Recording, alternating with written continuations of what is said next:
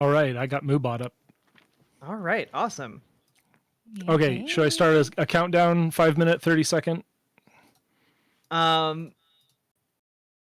Yes. I'm going to mute and just talk to my stream and introduce things. But then we'll start at 6:10. Okay. Okay.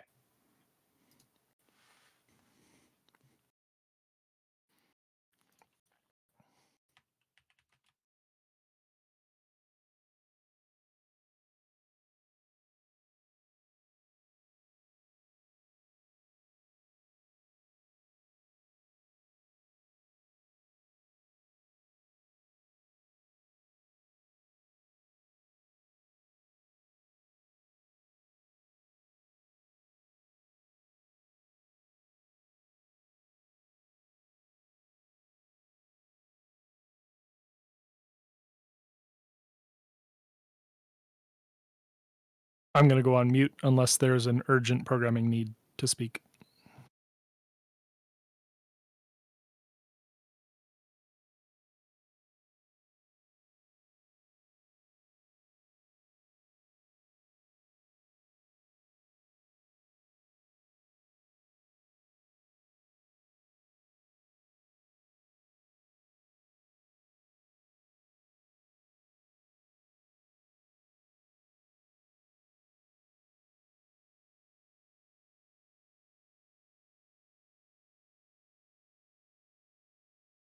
The display. Hello. Okay, there we go.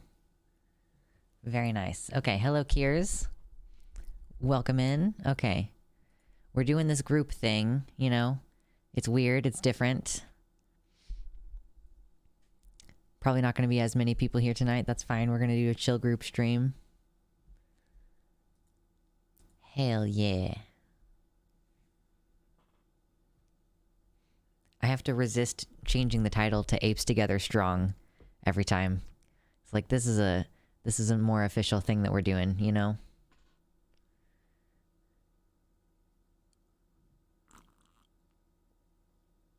Hail hydrate, my lovelies. All three of you. Fantastic.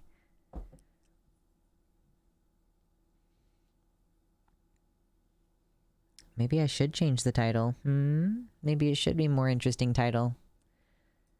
These Friday night streams, they're going to be weird. It's not going to happen super often. Normally we're going to do it at noon on Fridays.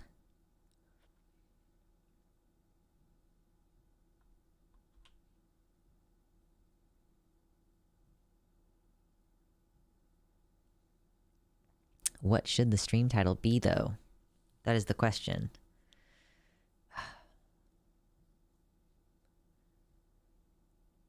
Yeah, Katya, we're all kind of doing our pre-stream warm-up shit right now, so they have muted themselves. That's why you can't hear them, in the same way that I am muted on their end and they cannot hear me. Yeah, but thank you for keeping me honest. Gotta keep the technology stuff working. We were hoping there would be more people here today, but people are not rolling in nearly the same fashion, so. But I think we're going to get officially started here in just about 1 minute.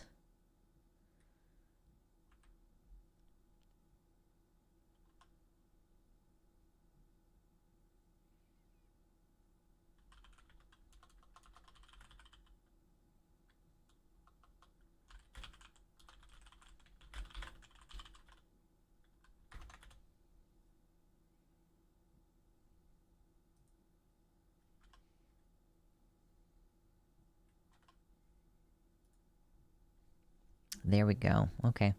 Yeah, we should be getting officially started any minute now. I'm excited. I like doing these group things. They're also a little bit lower energy for me because I don't have to talk the entire time. It's not like when I'm streaming and I'm talking literally the entire fucking time. That can be quite exhausting. Yeah, apes together strong. Exactly, Spider. Yeah. Any minute now. We gotta talk about Pennsylvania. That's one thing that we're gonna talk about today. We're also gonna talk about... Whoop, here we go. I'm here. I'm queer. I'm ready to organize. Let's Hell yeah. go. Let's go. Let's do Okay, it. 15 seconds. Everybody's getting some of the back action stuff right now. It's all good. And 5, 4, 3, 2, live. Hello, hello, hello, everybody. The Trancel squad has now become Trancel culture. I'm Riverboat Jack here with Josie Rose and Luxander, and we are also expecting some additional folks to show up as the stream progresses. We'll see what actually happens here.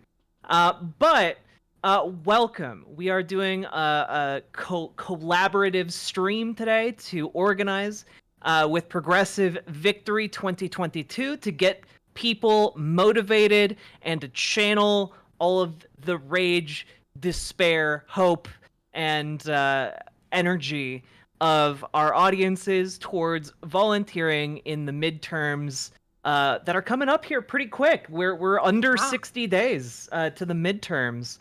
And Creeping up. I know, right? So we have an expanded roster. Last time we talked about what was going on in Pennsylvania, Georgia, and Arizona. But we're adding 2 more battleground states to the list today. We're also going to be talking about North Carolina and Wisconsin, because both of them have extremely close races that volunteers can definitely play a major role in flipping. So we're going to be talking about all of that. So more stuff to talk about this week, and I'd like to go around before we start by just kind of introducing ourselves, giving pronouns, and you know the typical thing, and where people can find you, what your background in media is, etc. So Josie, why don't you kick us off? Hi, everybody. It's Josie Rose C here. I'm so glad to be here. Oh, am I crashing? Am I good? You're good. Okay, I just had a weird lag on my side. I am, here happily with this amazing She was a robot. team of people that actually want to get real stuff done. Like the fact that we have thousands of people in a Discord doing work right now. Like there are currently people phone banking as we speak, and trained by professionals that know what's going on. So it's an honor to be here, to be able to help lead and be a part of this movement, to say, hey, like, let's get out there and do something. Let's do something real. So you can find me on Twitch, Not sure, Josie Pablo. Rose C, and you can also find me there on Twitter too. So let's have fun tonight. Yeah. Luxander. I'm Luxander. I am on YouTube as my platform, and it's like YouTube and my name Luxander. That's Lux. And I'm also on Twitter, Lux_banana, I think is what the thing is over there. But I'm non-binary, and I use usually they them pronouns, but sometimes it's fun to use its pronouns nowadays. And I talk about my transition somewhat, not so much anymore. Now it's like politics. So like it used to be like, oh yeah, let's do hormone updates, and now it's like, oh my god, the world is on fire. So that's my stream career started this year, and I enjoy it for all of its good and its bad. So I enjoy being here, having fun, joining hands for political action. Like that's definitely something that makes the work feel meaningful. So I am happy to be here. Hell yes. And I am Riverboat Jack. Use she, her pronouns. And I come from like a 10-year career in game journalism, which is a very niche corner of journalism, I know. And then it's just kind of through quirk and fluke, I wound up doing politics coverage here on twitch.tv /riverboatjack, and I've been doing that for the past 2 years now, and I'm excited to finally be plugging myself into actual campaigns. And I feel like now more than ever, it's really, really important because there's just been a surge in anti-trans, both bigotry in general, but also political action upon that bigotry. So we're seeing states deny trans people health care through labeling it as experimental. We're seeing bans on providing healthcare to children. We're seeing all kinds of the worst stuff imaginable. And frankly, I'm sick of it, and that's partly why I started talking with the Progressive Victory 2022 people. And you might notice, by the way, we have a number of commands that we've added for the stream. They should be on all of our channels, but to just walk through them real quick, we have !map, which will bring up a link to the Trancel Culture website. And there you can sign up to phone bank, text bank, and go door to door as a canvasser. In anywhere where you are in the United States, you can sign up to do that, and it makes a world of a difference, okay? And when you go to that website, you can actually see a map, and each blue pin represents one of the people who has signed up to do exactly that. Thanks So so you much are for not the alone. Description. Sorry, I was talking the wrong Martin. I was talking the wrong screen. Sorry. We also have !victory, which will direct you to the Progressive Victory 22 Discord. And when you go there, you can learn all about the different things you can do to volunteer for campaigns. You can get training from people who have literally combined decades of Alexis, experience. sorry, this only works for people in the US. One of the reasons we partnered with Progressive Victory is because they have the experience of actually working in politics on pretty key campaigns over the years. And they have graciously made their knowledge and experience available to whoever joins the Discord, so that you can better campaign for progressive causes. This time we've also added !action, which is specifically getting people to phone bank and text bank in Pennsylvania. There are a lot of races that are up for contention in Pennsylvania, and the more people we get signed up to phone bank and text bank there, the better. And you can do that even if you don't live in Pennsylvania. So !action, it's working with a phone bank that the Progressive Victory folks know well and trust. So you have their seal of approval. Additionally, we have !health, and this one's really important, and I think Josie, I'll let you talk about that one. Yeah, so this is actually something you can do right now as you sit in front of your computer. And what this is, and it's !health is the command.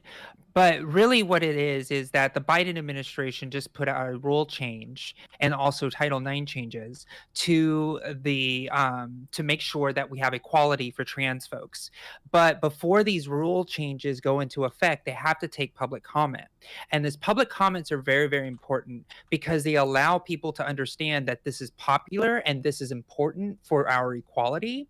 And this is super important because you can just go on right now to protecttranshealth.org when you press that link, and you can just go on and write a comment, and that comment will have to be read, and it's a vote in favor of protecting trans health. I will say this right now, it's a fight out there. There is a lot of Republican people or people who are transphobic who believe that this is a bad idea and have already gotten people to make comments in the negative. So we definitely need your support, and you can do that right now, right here, as we are talking with you. So please do that. Again, just !health in any of our chats, and you'll get a link to protecttranshealth.org.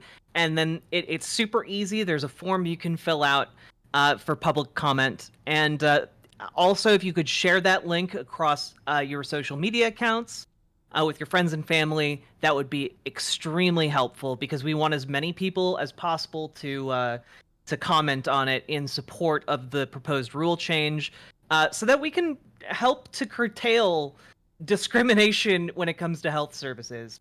Because frankly, there is not a trans person I know who doesn't have extreme anxiety or fear when it comes to getting healthcare. Like whether it's going to the doctor or they having to go to the hospital. Well, there's 23% of people who took the US Trans survey back in 2015 actually said they didn't even go to the doctor's office because of that exact fear. Because 55% of trans people said that they had some form of issue at the healthcare centers that they go to. So it's not like we're making this stuff up. We hear it from each other and we share those stories, and it makes it difficult. So it's really, really important to break the mythology that healthcare is out to get us if we can prove and show and tell people this is what this is for. I think we can do a lot. So really, protecttranshealth.org, our exclamation point health. It's super, super critical. Let's get it out there.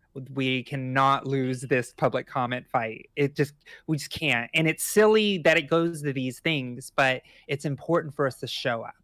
Yeah. And support the things that we're fighting for, because it took a lot of work, a lot of lobbying, and a lot of energy to make these rule change happen. And we're at the last minute at the bell, and the last thing we need is for you to say, this is great. Like, so that's the least we can ask. Yeah. Additionally, we have one more command, and that is !survey. And you can pledge to take the 2022 US Trans survey, and you get a link to the survey. And that just really helps us get more information about what trans people need across America and how we can better serve trans people. And in order to make that happen, we need the information first. So you notice how Josie just talked about the statistics from the 2015 survey. We need the information from the 2022 survey. So please go and take that survey if you are able. Like, if you ever wonder, I forgot about the push to talk. If you ever wonder about how many trans women versus trans men experience homelessness or something like that, you have to participate in the US Trans survey in order for us to know that. It's like super useful information. I'm considering just running through it on stream when it finally comes out and being like, listen, y'all, let's all do it together. We'll commiserate about how much fucked up shit we've all been through. Yeah. I didn't hear that, but take the US Trans survey because it's really, really, really important. Like Alexander is absolutely right. It is the biggest source of data that we have as a trans community. The US Trans survey is the survey of record for the National Institutes of Health to really understand the social outcomes for trans people who reside in the United States and its territories. We need to hear your stories at every walk and level of life to ensure that we get a good count, to make sure we know what is happening to our communities so we know what to prioritize. Exactly. So, without further ado, we are going to be doing this show regardless of how many people we have on here. So, we are going to do our best here. Also, you'll notice that we have renamed. We've heard your feedback, and we've renamed ourselves from Trancel Squad to Trancel Culture, and I think that makes it a bit more clear what we're going with here. People were getting confused about the S, thinking it was some kind of association between trans people and incels.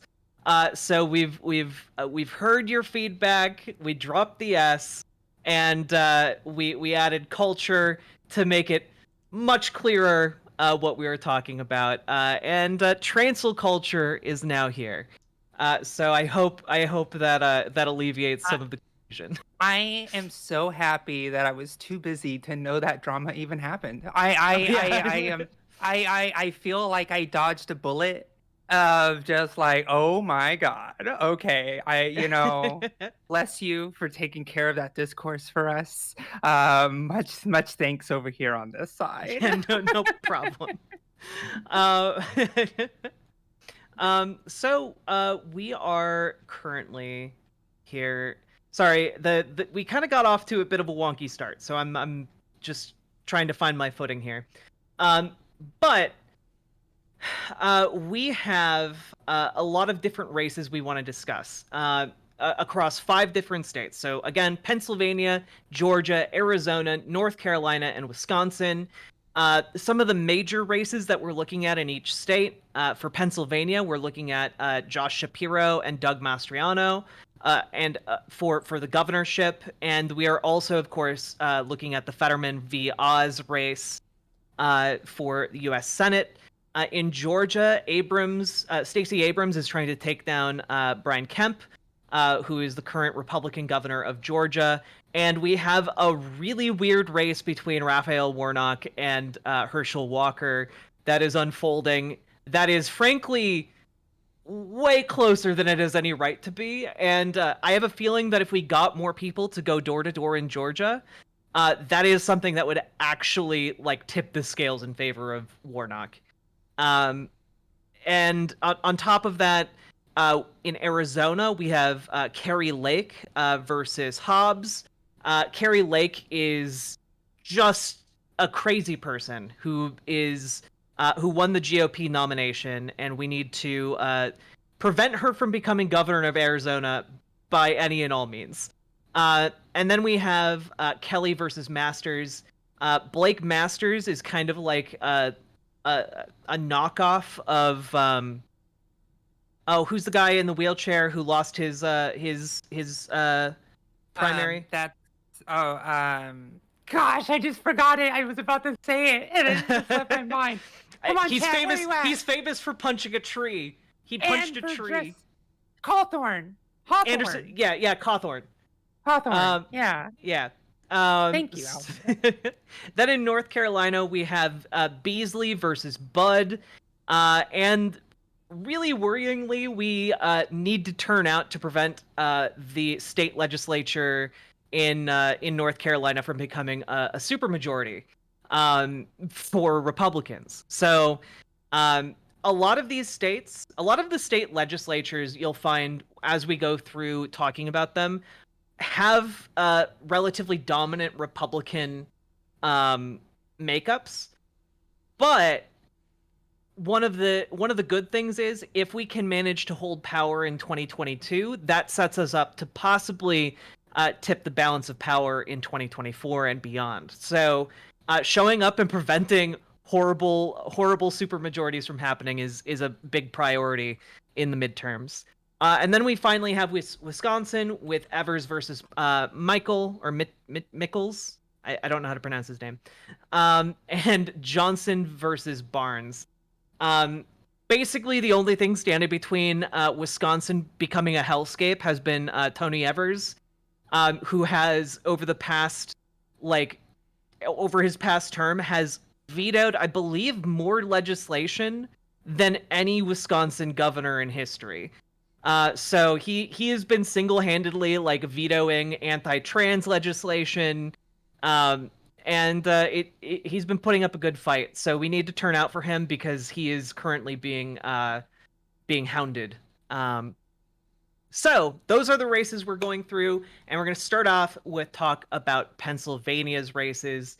All right, does anyone who wants to take it from here? Well, I mean, in Pennsylvania, it's almost like Oz is just basically done. There's so many things that just show it. There's we were talking about it last time we were together about the money being pulled out, and he's getting more radical and extreme because he thinks that appealing to the radical base is all he has left.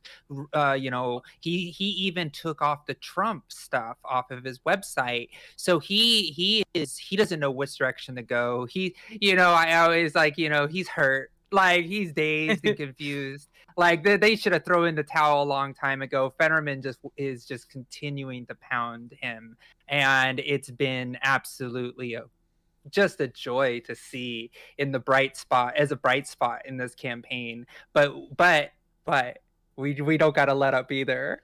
So if you want to knock and bruise the eye of Fetterman, get a nice punch while he's still wounded, like go and phone bank. Go talk to somebody on a call and being like, hey, you hear about Fetterman? And like, oh yeah, what about it? Let me talk about Oz. Come on, right? You can have a really fun conversation with somebody that actually can vote about this race and see what it looks like on the ground. I think that would be a fun race to just make a couple phone calls to figure out what's going on. So yeah. It's I don't want to be too positive, but definitely let's keep on hitting them because we need people to turn out to make sure we win the governor's seat as well for Shapiro. One of the interesting things is that you're right. Currently, Fetterman is just bodying Dr. Oz in the polls. I think he's up a little over like 9%, 9 points up in the race, which is really good news. The bad news is that Oz has been gaining some ground by attacking Fetterman's health because John Fetterman had a stroke and has been recovering since then. But the two have agreed to debate in October. So that should be really interesting. I think that will be something that will ultimately go in John Fetterman's favor. Because he has a really good like speaking presence. But yeah, that's something to keep an eye on is how effective Oz's messaging has been. Because you're right, Josie. Like he hasn't known which way to go. Like he had a rally with Donald Trump, and he got booed. He got booed at that rally. He got booed, and it's like Trump forgot his name. He's like, that guy. Support that guy. Like I love that guy. Like swear, like he didn't even really even say his name. Like the biggest joke. It's dreadfully embarrassing. It is. It's so good to see, though. It's like you know. But the reason this exists and the reason this is because we are actually showing up and actually doing the work, and it's really showing people want to go and walk for Fetterman, and you know, and actually go and make calls for Fetterman because Fetterman's just a cool dude. And you know what? I will say this: the Democratic establishment did not want Fetterman to win. Oh, and if it were, and this is a real illustration. Pennsylvania should be a wake up call to a lot of the really hard establishment. I can't really say I'm part of the establishment now, so I can't really say that anymore. So I have to figure out a new thing. You've become the man. You've like retransitioned and become the man. That's right. But anyways, so basically, what we see in Pennsylvania is if you actually follow progressive populist ideas, you will not only help and support that particular race, you'll also raise the water for all of those other candidates, like the governor candidate, that isn't as exciting. And that's fine. You don't have to have every candidate be exciting, but it's good to have some really good progressive populist lightning rods to rally with because it just electrifies everybody around.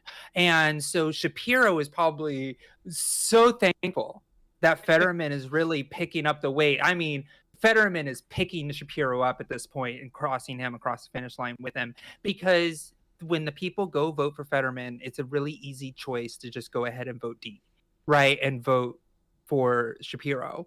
But if it was the Democrat choice that they wanted, their pick, we would not have the energy and could be possibly having a completely different conversation about the fact that Oz could be winning because there's only one populist in the race. And we cannot let the Republicans monopolize the populist space because we're populist too if we work together. We're still there. We're still working on it. We still have a lot of coordination to do. But I think these type of actions that we're doing today is exactly what is needed so we can actually have political power because organizing is politics.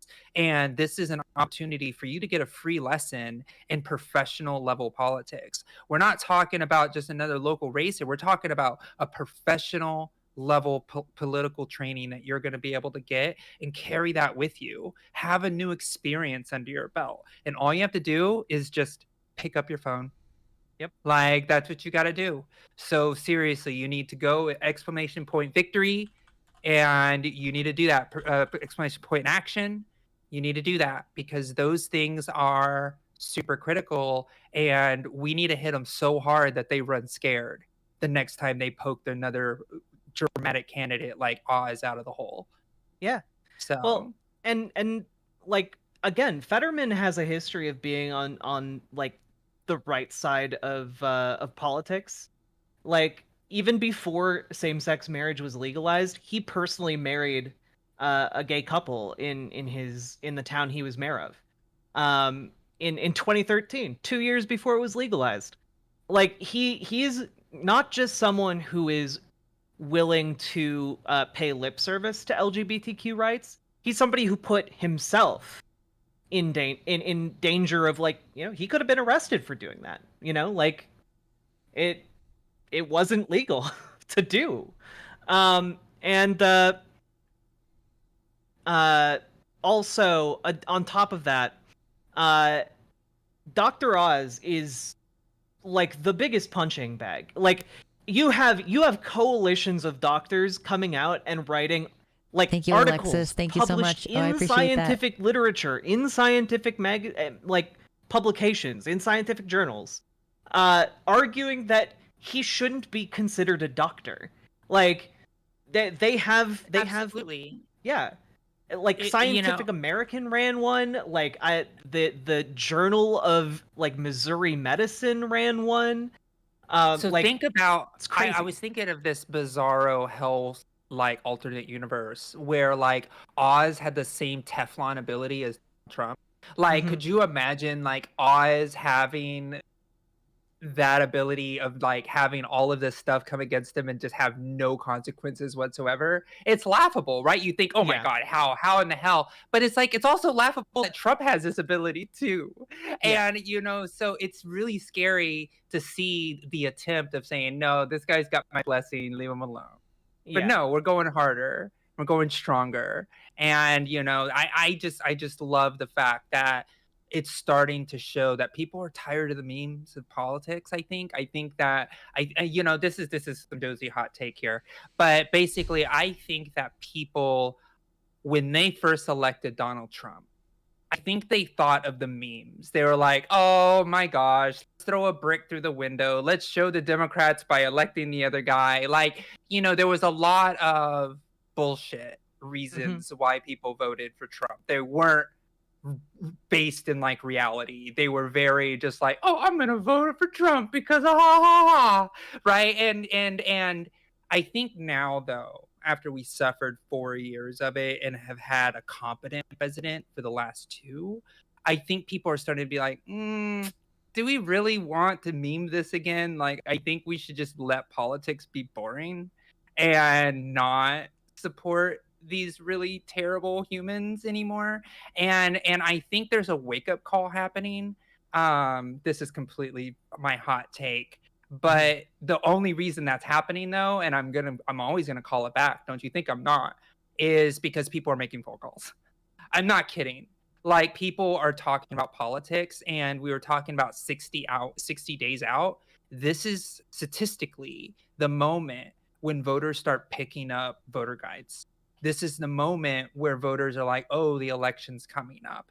Oh, my mail-in ballot's coming in a few weeks or in a week and a half. So I need to start thinking about who I'm voting for. So right now, the iron is as politically hot as it's going to get because everybody that you call right now doesn't have a ballot and hasn't had an opportunity to vote, but you could at least start pointing that person in the right direction. And I think that that's a really cool opportunity. I'm actually sad that I personally am not professionally working in a campaign right now because I miss it. I miss the energy and action of like having a really great phone call from somebody who is like on the fence, and you don't know if they're going to go the one way or the other, but it's your conversation on like a Saturday afternoon because they're off of work and have a moment to think about it. say, you know what, you're right, I'm gonna vote for them. Like, that is a rush. I don't know, maybe I'm a nerd, but I Well, think it's a rush. Real quick, Josie, we have Willow here. Oh, yay! Willow has joined the stream. So welcome, Willow. If your camera's not on. Hello. Don't know why can my hear camera's you. not working. But we can't hear Hello. you. Hello. It might be Discord being angry that your camera is being used elsewhere. Well, let's fix that.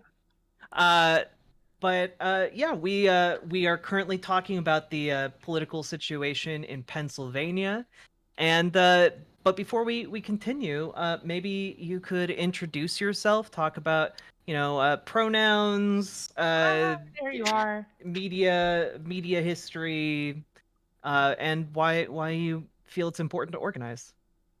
Of course. Well, let's be real. The import of organization, it cannot be overstated, because let's be real, we've seen what has happened in the past 6 years. There's a We've kitty. been watching what has been happening politically. We've been watching people's rights being stripped and taken away left and Oh, the right. kitty was Sorry, removed. we just got a No. new gecko enclosure, so everyone wants to see it and they can't be on top of it. It's mesh.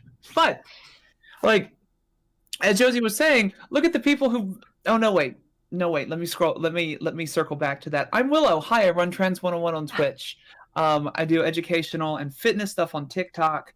You can find me at twitch.tv/Willow. You can find me at Miss Willow Faye, Faye, just everywhere else. And I know most people here, I don't think we've met Lux. No, I don't I think love we your have. background. Hello. Oh, thank you. Yes, this is my Nice to meet little you. studio. I like the queer jacket, the queer side shave, the queer you. Pretty much Oh, everything. sorry, the it's- undercut. It's I'm just like, it's the most androgynous haircut I could possibly have. Like, it's literally half short and half long, you know? Of course. Oh, and of course, my desk isn't raising. Also, yes, pronouns, she, her, exclusively. Yeah, no, that's... So, but like Josie was saying, and if you'll excuse me, this is going to get a little weird, that we saw a lot of people Yeah, I love her who shirt. voted essentially for the lulz of it. Like, oh, that's what happened. The joke. Oh, well, there's no way that Trump could ever be elected.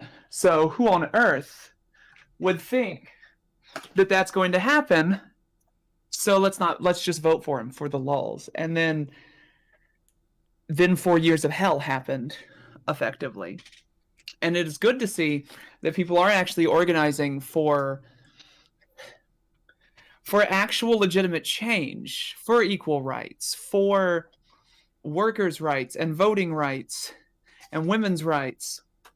It's almost like a healthy society allows for people to have rights. Almost. I will say one Almost. thing that Almost. Trump had going for him over Dr. Oz is at least Trump never came out in support of J.K. Rowling. Fair. Oh, Um, there you go. Okay, Well, good. Also, we haven't talked so much about the governor race in Pennsylvania yet, but Doug Mastriano is basically a demon in a flesh suit. He's called for people to rise up and seize power. He did Oh, that God. by the way prior to January 6th, which he's fighting, I believe, a subpoena about. And he also has yet, while Shapiro is currently 10 points ahead of him in the polls, Mastriano has yet to spend any money on television ads. So it's likely there's going to be a pretty big media blitz in the next month and a half. Oh, it's going to happen, and this is one of those things that we have to really think about, because we are yuck and ha whatever, but what the Republican Party only has money to do because they've so poorly managed it, and they've also seen the huge success of this strategy is you buy all the media blocks at the very end of the campaign, like the last 3 to 4 weeks of it. And then essentially what happens is it doesn't matter how much you door knock, right? People hear negative ads so much that it starts to control your door knocking message. Now, I know that's a really meta way to look at it, but it's after years and years of seeing this happen in real life, is that even though the ads are stupid and even though the ads are dumb, the canvassers, when they're supposed to be going and doing this great script and everything that they're supposed to be doing, they're responding to some bullshit lie. And then all of a sudden the campaign is on its defensive, and you usually have a volunteer at the door that doesn't know how to answer direct probing questions because they're given a sheet that says, this is what my candidate wants to do to the environment, for the environment. This is what my candidate wants to do. It's like, oh, but what about this bullshit eating thing? It's like, wait, what?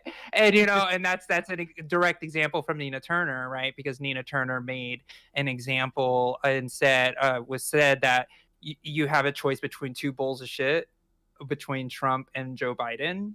And they played that ad not only in the time she was running the special election 2 years ago, but also constantly in the election that just happened.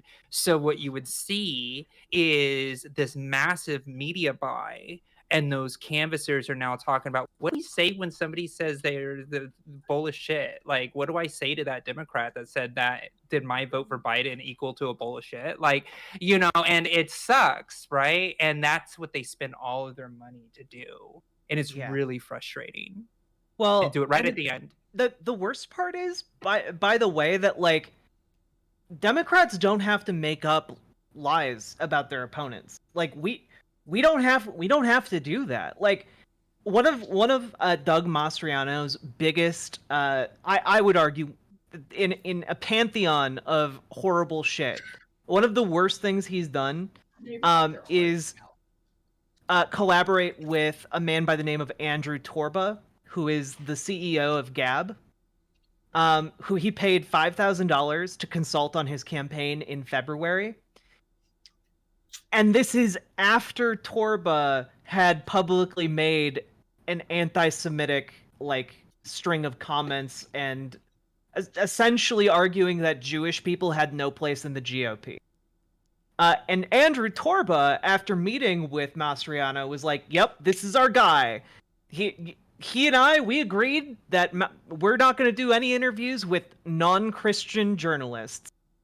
And Andrew Torba has been talking about how his partnership with Mastriano is part of an effort to build what he terms a parallel Christian society, because he's fed up and done with and this is a quote, the Judeo-Bolshevik one, which, for those of you who don't know, is a Nazi term. And then, of course, Andrew Torba shared a cartoon blaming Jews for killing Jesus. Following that, but by the way, Gab is also just incredibly anti-Semitic. Like, incredibly anti-Semitic. Like, the 2018 Tree of Life synagogue shooting, was done by a user who was radicalized and had a long history of posting neo-Nazi propaganda on Gab. And his last post was, "I can't sit by and watch my people get slaughtered. Screw your optics, I'm going in." And this is the site that Mastriano paid to consult on his campaign. Also, the most liked comments on Mastriano's Gab posts are posts decrying the Jew world order, and they call Jewish people cancers. So this is Doug Mastriano's campaign. Like, these are mainstream conservatives running in the United States today.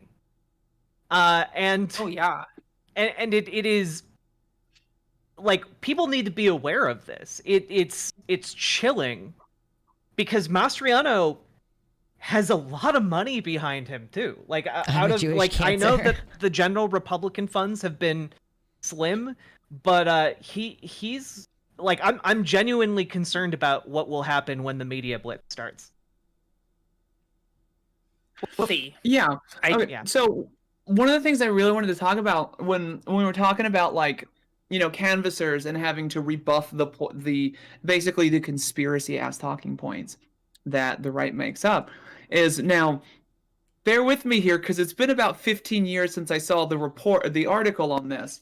But back when Obama was first elected, one interesting thing I saw from some political science paper was that when we start talking about these conspiracy things, like who heard the conspiracy that Obama is a Muslim? Yep. Right? And that one True. of the issues coming from media outlets, coming from canvassers, coming from anybody in an actual position of power was you can't actually just rebuff the fact that he's a Muslim by saying, no, Obama's not a Muslim, because it keeps those key words in circulation in the talking points, and it just further reinforces that connection between Obama, Muslim, Biden, weak, Trump, God Emperor, whatever you want to say. Oh, jeez. It keeps those in circulation, and it keeps those talking points getting stronger and stronger, so that the people who are only paying half attention Yeah, or Pablo, so, I found out that like your my run-of-the-mill family has no conservatives, immediate plans to flee are the country, and I a was like, lot why more not? primed to believe whatever propaganda is being stated about their candidate to more easily pull them over to that side. It's such an easy pipeline to fall through. Yeah. And also just real quick, because we got a limited amount of time here, folks. Real quick, going through the other races in Pennsylvania here. There is a slim chance that we could pick up a U.S. House seat. The race in Pennsylvania 01 between Representative Brian Fitzpatrick, who's a Republican, against Ashley. I don't know how to say her last name. Ehaz. Sounds like he has yeah. probably sounds right. Okay, yeah. I always get tripped up when there's a Z in a last. But yeah, the Fitzpatrick currently has a 20-point lead. But that's according to recent phone polling, which tends to skew much older. But we need a lot of people to get out in the ground game in Pennsylvania to make that happen. And additionally, there are a number of seats that we need to hold, and you're going to hear us say that we have a number of seats we need to hold in pretty much every state, because the midterms just kind of works out that a lot of Democrats tend to be up for re-election during the midterms. So we also have races in Pennsylvania's 7th, 8th, and 17th congressional districts that we need to hold, and one of the big ones to keep a look at and that we need more people in is Pennsylvania's 8th district, which is Representative Matt Cartwright against Jim Bognet. I'm gonna let Riverboat Jack tell you some more stuff. The district itself has been steadily shifting right, or to the left rather, but Biden lost the district by 2.9%. So that tends to be an indicator that we need to get a few more people out on the ground there. So again, yeah, just if you are interested in helping hold the governorship of Pennsylvania, flipping a U.S. Senate seat, which is a huge deal, especially given that every single Senate seat that we can pick up gets us closer to having a clean majority in the Senate, and it would allow us to do so many cool things like protect trans rights on a national level. We could also pick up a U.S. House seat if enough people mobilize. And there's even a chance to something affirmative set up like a Obama flip is a Christian of the state instead of legislature Obama in isn't Pennsylvania if we get enough people out. And the best way you can contribute to that is by typing !map into chat, and it will pull up a link to trancelculture.com. And basically, once you're there, you'll see a giant map where each blue pin on that map represents a person who has signed up to phone or text bank, or go door-to-door canvassing. Each person who signs up, you really make a difference. Last time we did a stream like this, we got over 500 people signed up, which give you some huge. perspective, crazy. like 25 highly motivated people can shift the outcome of an election. We got way more than that. So we need even more of you, and we can make even bigger changes. Okay. And I want to say really quickly too about that particular point is when we say you're going into a professional operation, these lists are already perfectly cut for you. These races can be won and lost by 100 votes. And what you can do is you can get an actual tailored list to talk to people who are like not a Democrat or maybe more left leaning, and you could have these conversations. And these conversations to hold seats are so critical and a great place to start up. Right? Like we're talking about Biden losing a race by 2.9%, right? In a presidential race, that sounds scary, right? But actually, when you break that down and actually go to the actual race level itself, we're talking about a couple hundred votes, maybe 1,000 is what we're talking about. So when we say 500 people, if 500 people were to make a phone call 2 times a day, right, then you already tried to reach 1,000 people. Chances are you'll talk to about 250 of them. That's how wild this is, right? Yep. It really is like that. And I'm not saying make 2 calls, do a full hour, a couple hour shift to get a flow with it. But I'm saying it is a good opportunity for you to be a part of a professional operation. So these numbers aren't numbers you're just calling for nobody. These are actually registered voters. This is a great opportunity, and not a lot of people get this level of expertise handed to them. Yeah. And we have to remember too that like the percentage of people who actually vote is relatively low. It doesn't take a lot to convince somebody that yes, this race is important. Voting here is important, and this is why. Yep. Like absolutely. And one of the best ways to convince someone of that is by going to the door and like saying, "Hey, I think this is really important," because that like shows you put in the effort to go to their door. Like that's a lot of effort. I don't get anybody coming to my door for anything. Like that. It's a lot. So, I mean, and the door statistic is, and I know I used to do this for a living, business that actually did professional canvassing for politicians and campaigns. So when you knock on a door and it opens for you, there's a 20% chance that it opens every time you knock on a door. And if that door opens, there is a 60% chance that everybody in the household, not just the person you're talking to, but everybody in the household is a 60% likelihood to vote for you, because exactly what River just said, right? Jack hit it right on the head, because people don't go and actually do the hard work to actually meet you in person. And that means so much that the whole house is more likely to vote for you. So you could be that force in a neighborhood that shifts the election. Yep. And so also, I know it can be really intimidating and scary to get into volunteering on campaigns. But part of what is great about having partnered with Progressive Victory 22 for all of this is that all of the people who have combined decades worth of political experience are making that experience available to you to do prep classes that you can ask them questions. And if you're interested in getting involved in that, all you got to do is go to the Progressive Victory 2022 Discord, which you should be able to access by using !victory. And that will direct you to the Progressive Victory Discord. I believe you will also get redirected after you fill out the form on trancelculture.com. But on the off chance you signed up and didn't join the Discord, that's what they do there. They're prepping you to get more involved and to know what you're doing and to get comfortable and meet the other people you might be working with.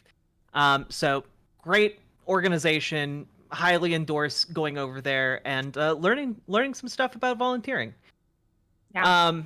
And one last call to action here. I know it's been a lot. Real quick. Additionally, we have we added an ! Action command specifically for the state of Pennsylvania. The Progressive Victory folks know of a phone banking and text banking organization and have partnered with them to get more people involved, specifically in Pennsylvania, and you can participate in that no matter where you are in the United States. So use !action in chat to get a link to the site that they're using for signups. Super easy, and also again, as you might have noticed from some of those down ballot races, we need as many people to show up for Pennsylvania as we can get.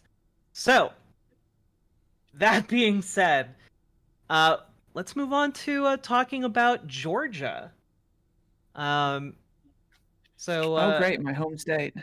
Well, Oh yeah, that's where you are. You want to take it away? Yeah. It's not where I am. It was just where I was born. I'm next state over. I know a lot more about Alabama politics, which unfortunately isn't much cause for swing states. Yeah. We were lucky that Doug Jones won the special election when he did, partially because there was so much canvassing done for him. Canvassing's important. Volunteering is scary, but it's important. We, my partner and I, and I'm a trans woman in Alabama. Did a lot of canvassing around the city, and it was beneficial. It was helpful. It was helping people get reliable transportation, checking on who they're going to vote for, giving them information on where their voting districts are. Because honestly, like in the South, especially in places like Alabama, like Georgia, which we're about to talk about, is that voting polling locations are sometimes very hard to get to for marginalized individuals by design. A lot of people are not told where they're supposed to go. It is a pervasive problem down here. Yeah. But yeah, let's talk about Stacey Abrams versus Brian Kemp for state governor. Let's go.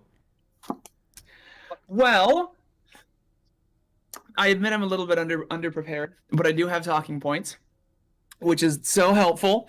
So helpful. That such as an average of available polling shows that Abrams is trailing Kemp by about 5.5 points, meaning she needs as much support as possible. Abrams being the Democratic nominee here. Yeah. To make up the difference in a state that is relatively hostile. Unfortunately, Georgia is one of those places with terrible gerrymandering that makes it very difficult for progressive stances to take root.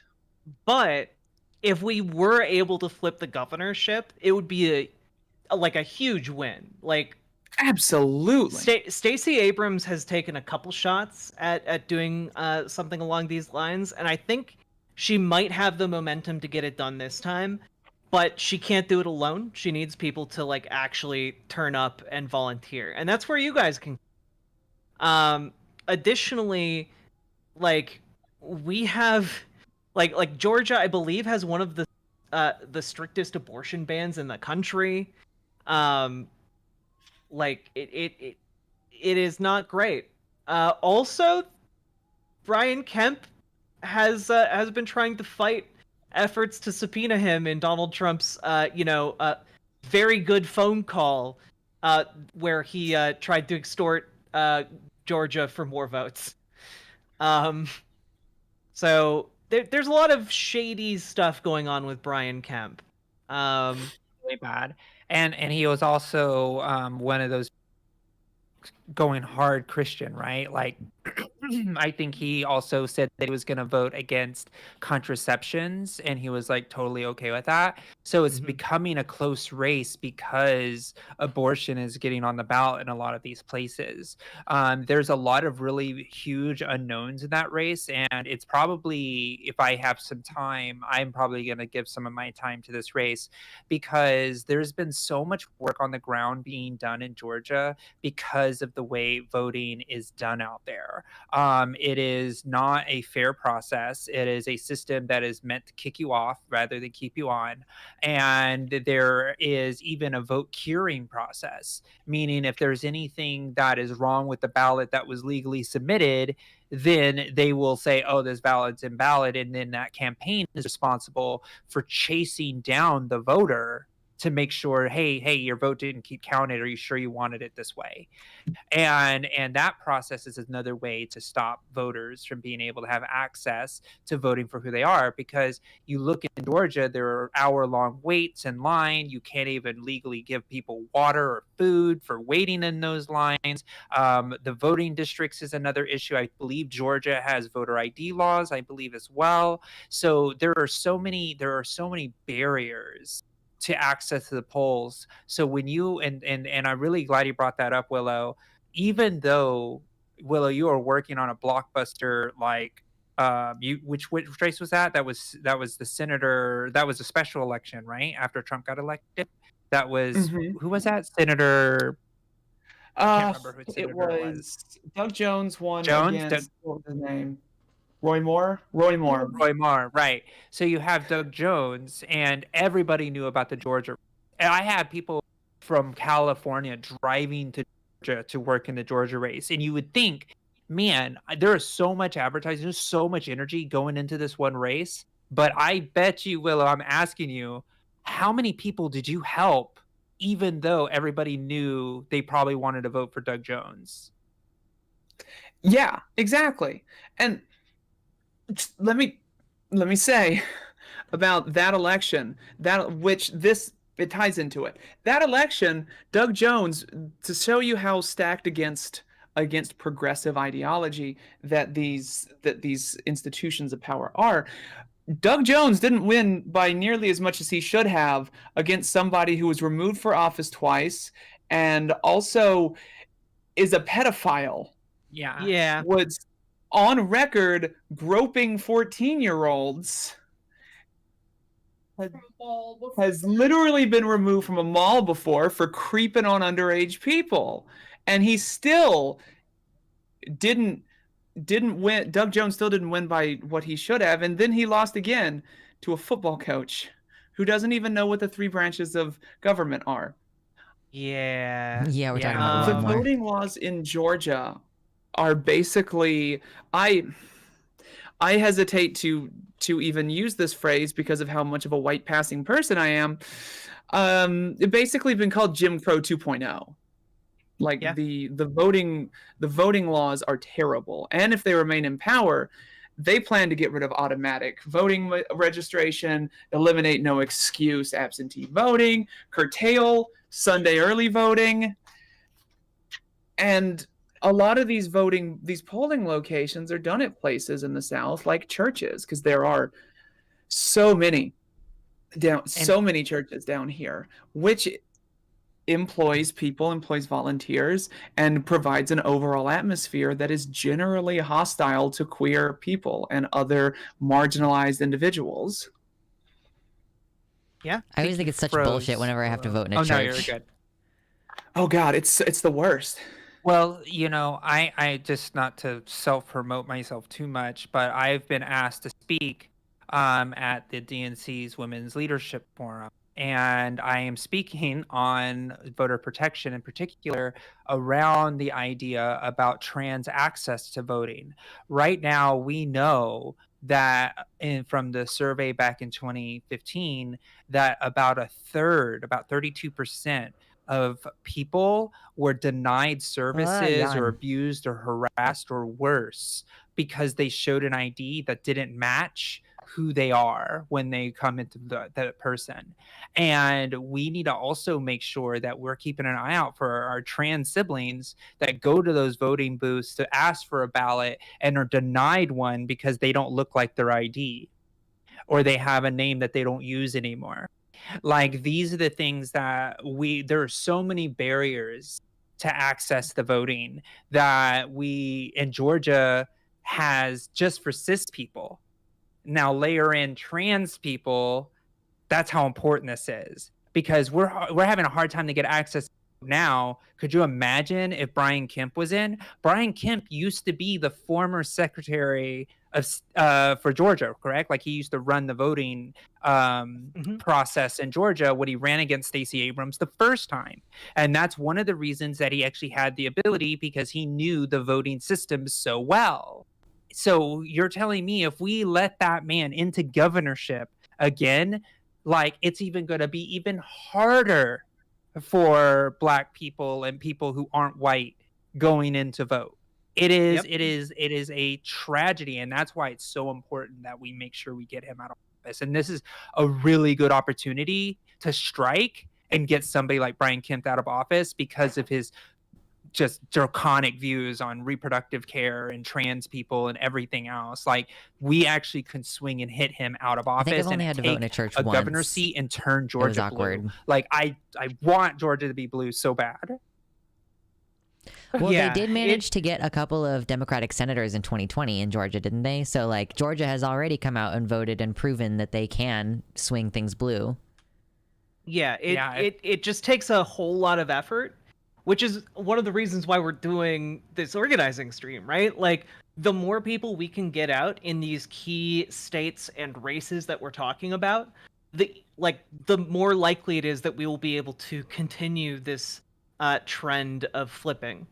So yeah, like Brian Kemp is horrible, but I hadn't looked into the Warnock and Walker race too much until I created like one of the research docs for this stream, and Herschel Walker is way worse than I thought he was. Like, as a human being, like I feel bad for him because there's pretty clear evidence that he has some form of brain damage from his days playing football.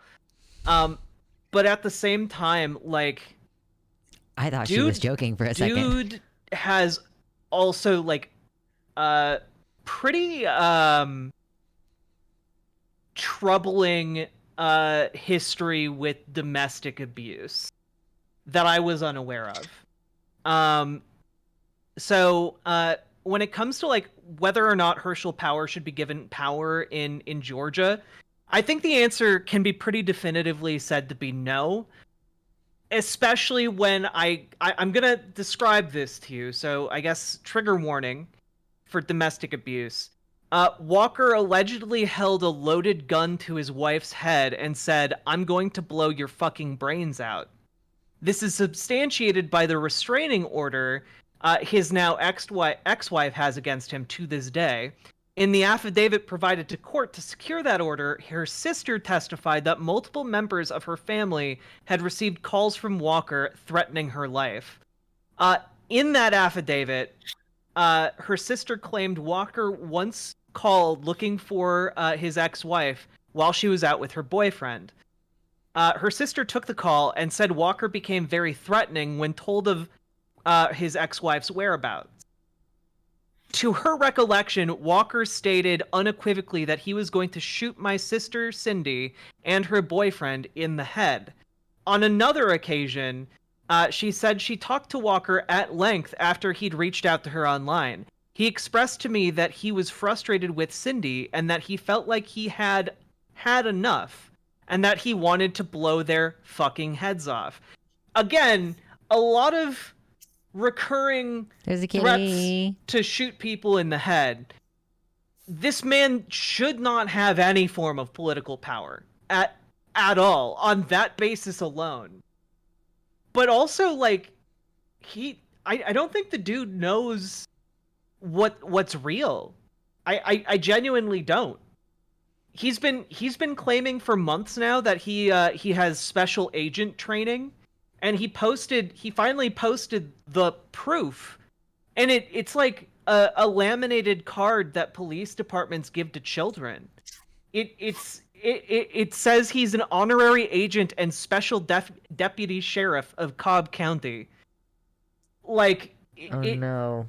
It looks like something that they give to kids. It's so embarrassing. He's also asked aloud at his rallies why apes still exist if evolution is real, and has suggested that the solution to school shootings is this is a direct quote, a department that can look at young men that's looking at women that's looking at social media. What the fuck does that mean? What the fuck does that even mean? What does it mean? I don't know. And that is a perfect. Herschel Walker is a perfect illustration that the Republicans in charge don't care who some of their voting representatives are. They just are like, let's just get somebody in. He was a football player, seems electable. Let's just pick him out. It's fine. We'll just wash it over. We'll go ahead and do it, and we'll just throw millions of dollars. And guess what? The Republicans, they don't care. They just vote R. And that's how much disrespect that the Republicans have for their voters. They do not care about their voters' dignity when they force somebody to vote for their Republican candidate that has this out. That it's beyond disrespectful. I could not say, like, as a Democrat, like, I've been on many committees, and as a Democrat just go, oh yeah, this person, I want them to represent the party. I want them to wave our banner with pride and joy. It's like, no, that's the reason why Democrats they're better at getting rid of sexual abusers. Yeah, it's like better because we actually call out that behavior because we don't want that to represent our brand.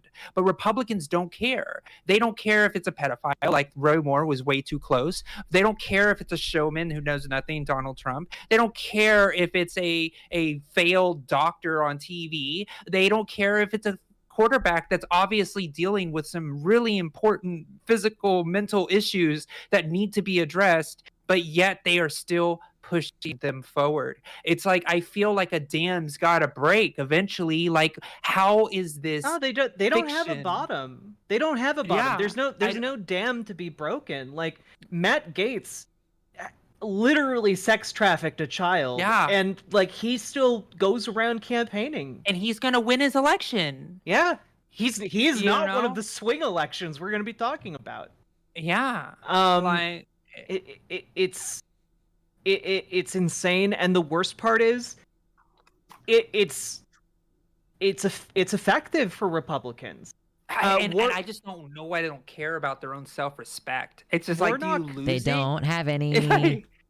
It's party over people, 100% of the time.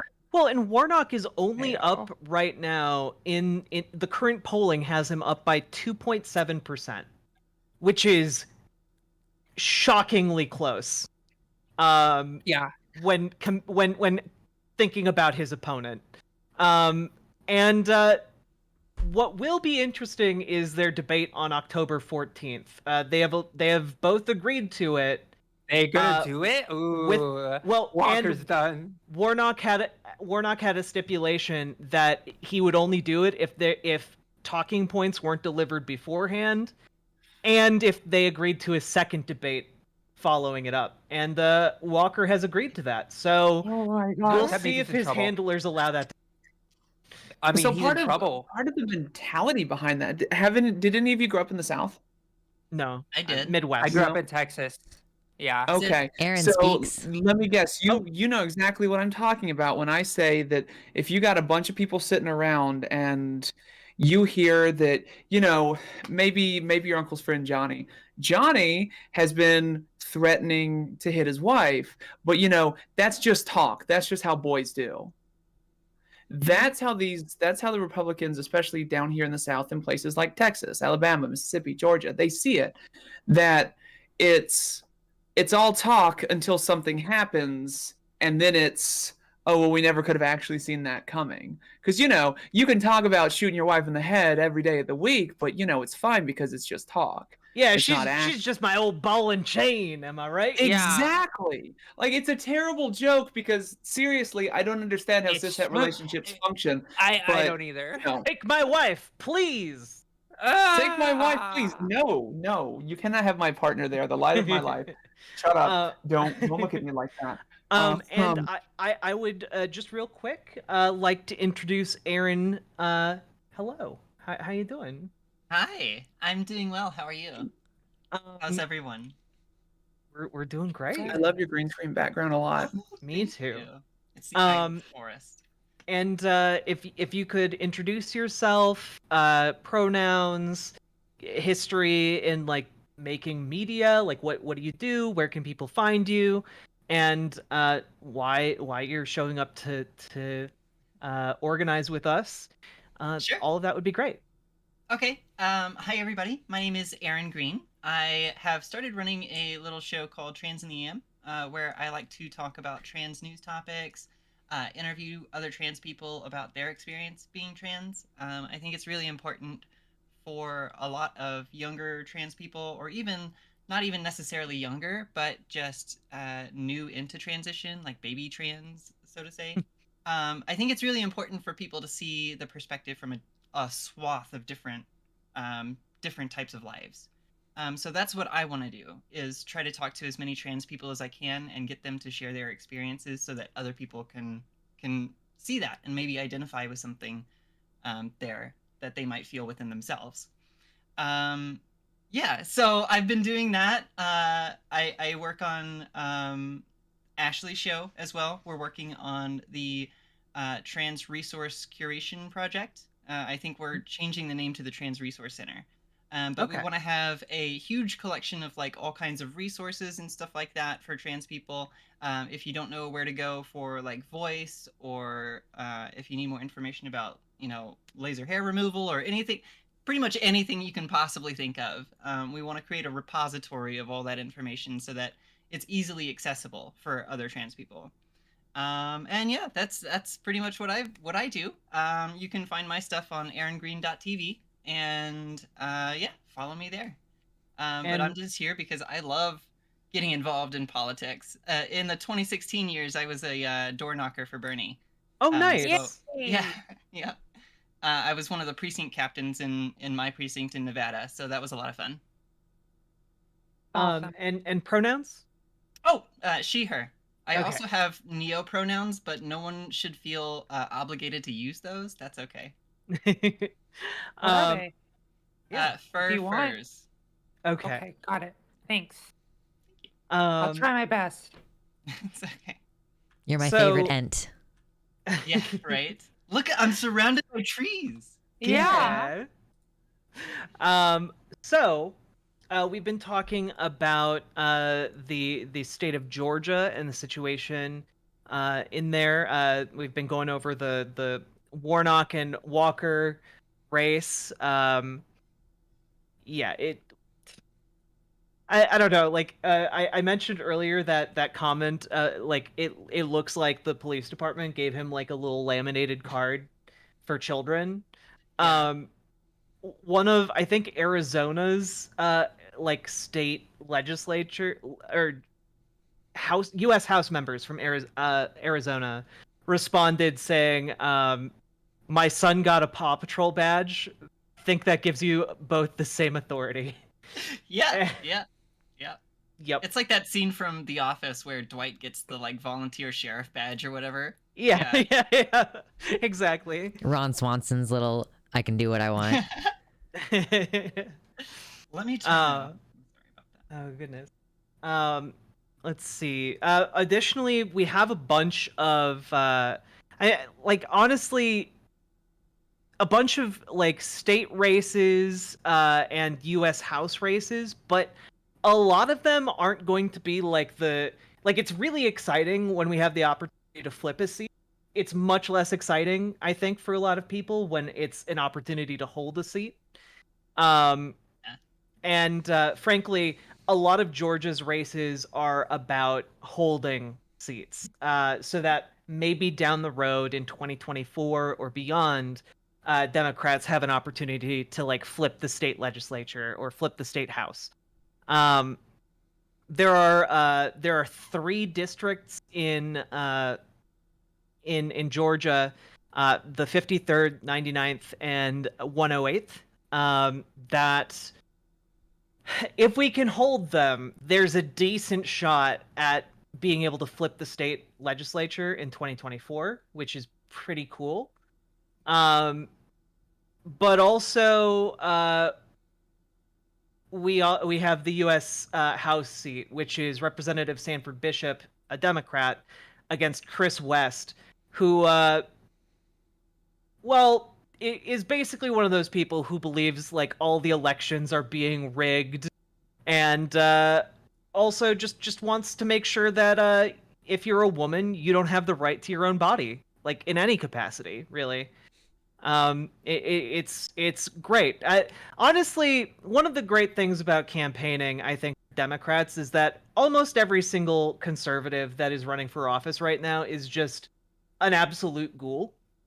Like very, as I was doing research on this, very few of them are like decent, upstanding conservatives who just care about fiscally responsible policy. Like none of them are like that. So When's the last time you've unironically heard a conservative say, "I'm fiscally responsible. I want to do fiscal"? Did they just give up on that? I have not heard that in a long time. yeah, No, I they're think mostly just like dump all the money in the military now. There is no such thing as like irresponsible spending. yeah, no social spending except Or- for or the tax military. The tax cuts cost trillions of dollars. That's what's Yeah. really frustrating is when you say cuts, you're actually costing taxpayers so much money, but people are just like, "Oh, it's a cut. How does it cost money?"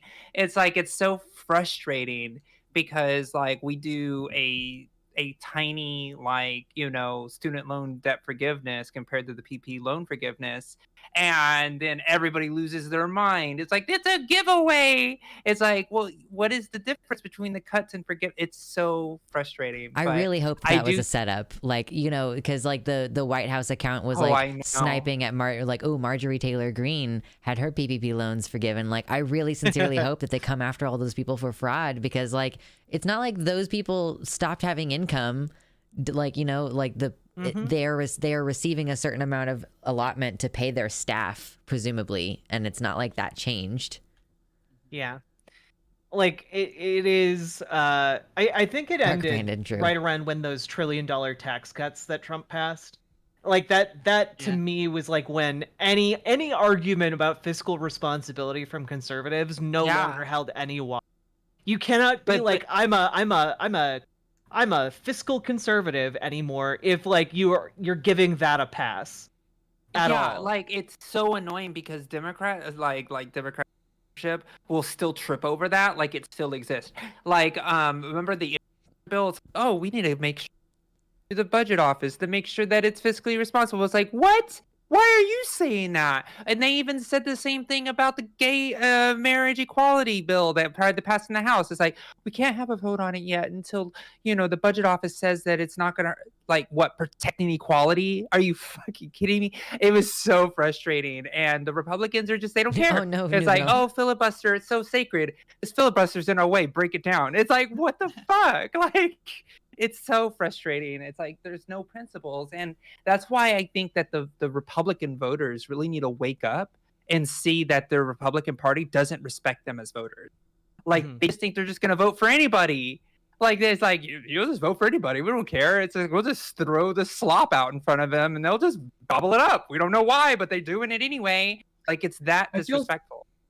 I feel so much like Democrats are trying to play respectability politics with conservatives, and like we're all queer here. We know that respectability politics gets you absolutely nowhere. Yeah. Yeah. So, folks, if any of what we've said about Georgia seems like it's ringing true for you, I would really, really recommend that you get involved with what we're organizing to do today. So one of the easiest ways you can do that is by typing !map in a chat, and you should get a link that will take you to trancelculture.com. And there you'll see a map that has blue pins for every single person who has signed up to try and flip and volunteer in local, state, and national races. Then you just fill out a little form and you check the boxes to say, I'd be interested in text banking, phone banking, door-to-door canvassing, or all of the above. And then you put in some contact information, and you should be redirected from there to the Progressive Victory Discord. And I highly recommend you get involved there because they have the experience to educate you about how to get involved in volunteering. They make volunteering a lot less scary. You get to meet a lot of really cool people. I know a lot of us during the pandemic have been pretty isolated. this is a great way to make friends. This is a great way to socialize. Because guess what? You get to meet people who have similar values to you, and that's pretty neat. Go But out there and make friends. go out there, make friends, but also like we can like flip the governorship of a state and preserve trans rights. We can hold on to the U.S. Senate and the U.S. House seat. We can build power in the Georgia state legislature so that we can maybe make it less of a hellscape in the years to come. So let's fucking do it. I don't mean to be alarmist here, but do you know what happens when we don't organize and help keep and turn Georgia blue? We get people like Marjorie Taylor Greene. Yeah. Ooh. Do you want more Marjorie Do you want Taylor more of Greenes that? rolling around? But more powerful ones that have higher elected office. Oh God, Gosh. just today I saw she kicked an activist. What? Yeah, she was walking saw like on the street and like kicked an activist who was walking in front of her. Oh, you mean Um, physically kicked? like I thought you meant like no, kicked out of a physically kicked her. space. Oh, Yeah. okay. Yeah. Yeah, that's a little different. Yeah. Yep. Oh. So Just casually committing assault on the public sidewalk. No worries. yeah, no worries. Yeah, it's fine. It's not fine. Also, we have a number of other campaign commands that you can use in our chats that will be really helpful. I'm going to go through them a little bit. So we have !map and !victory. Victory just takes you to the Progressive Victory Discord if you're not already a part of it. We also have !action, which is specifically signing up for shifts to phone and text bank in Pennsylvania, which you can do from anywhere in the United States. We also have !health. Health will redirect you to a website called protecttranshealth.org. And when you're there, you can make public comment on a proposed rule change to the Affordable Care Act that would essentially make it illegal to discriminate against trans people in healthcare settings for any health services. Like you would not be able to discriminate against a trans person by denying them the medication they need. And by the way, this I believe would also protect trans kids. So again, we need to get as many comments on that as possible. You can do that from anywhere in the United States. Do it right now. I think ostensibly that's do it. supposed to help a lot of the insurance issues where it's like, I'm legally male, but I'm getting a hysterectomy and the insurance says no. Like, this is supposed to cut back on that too. Yeah. Yep.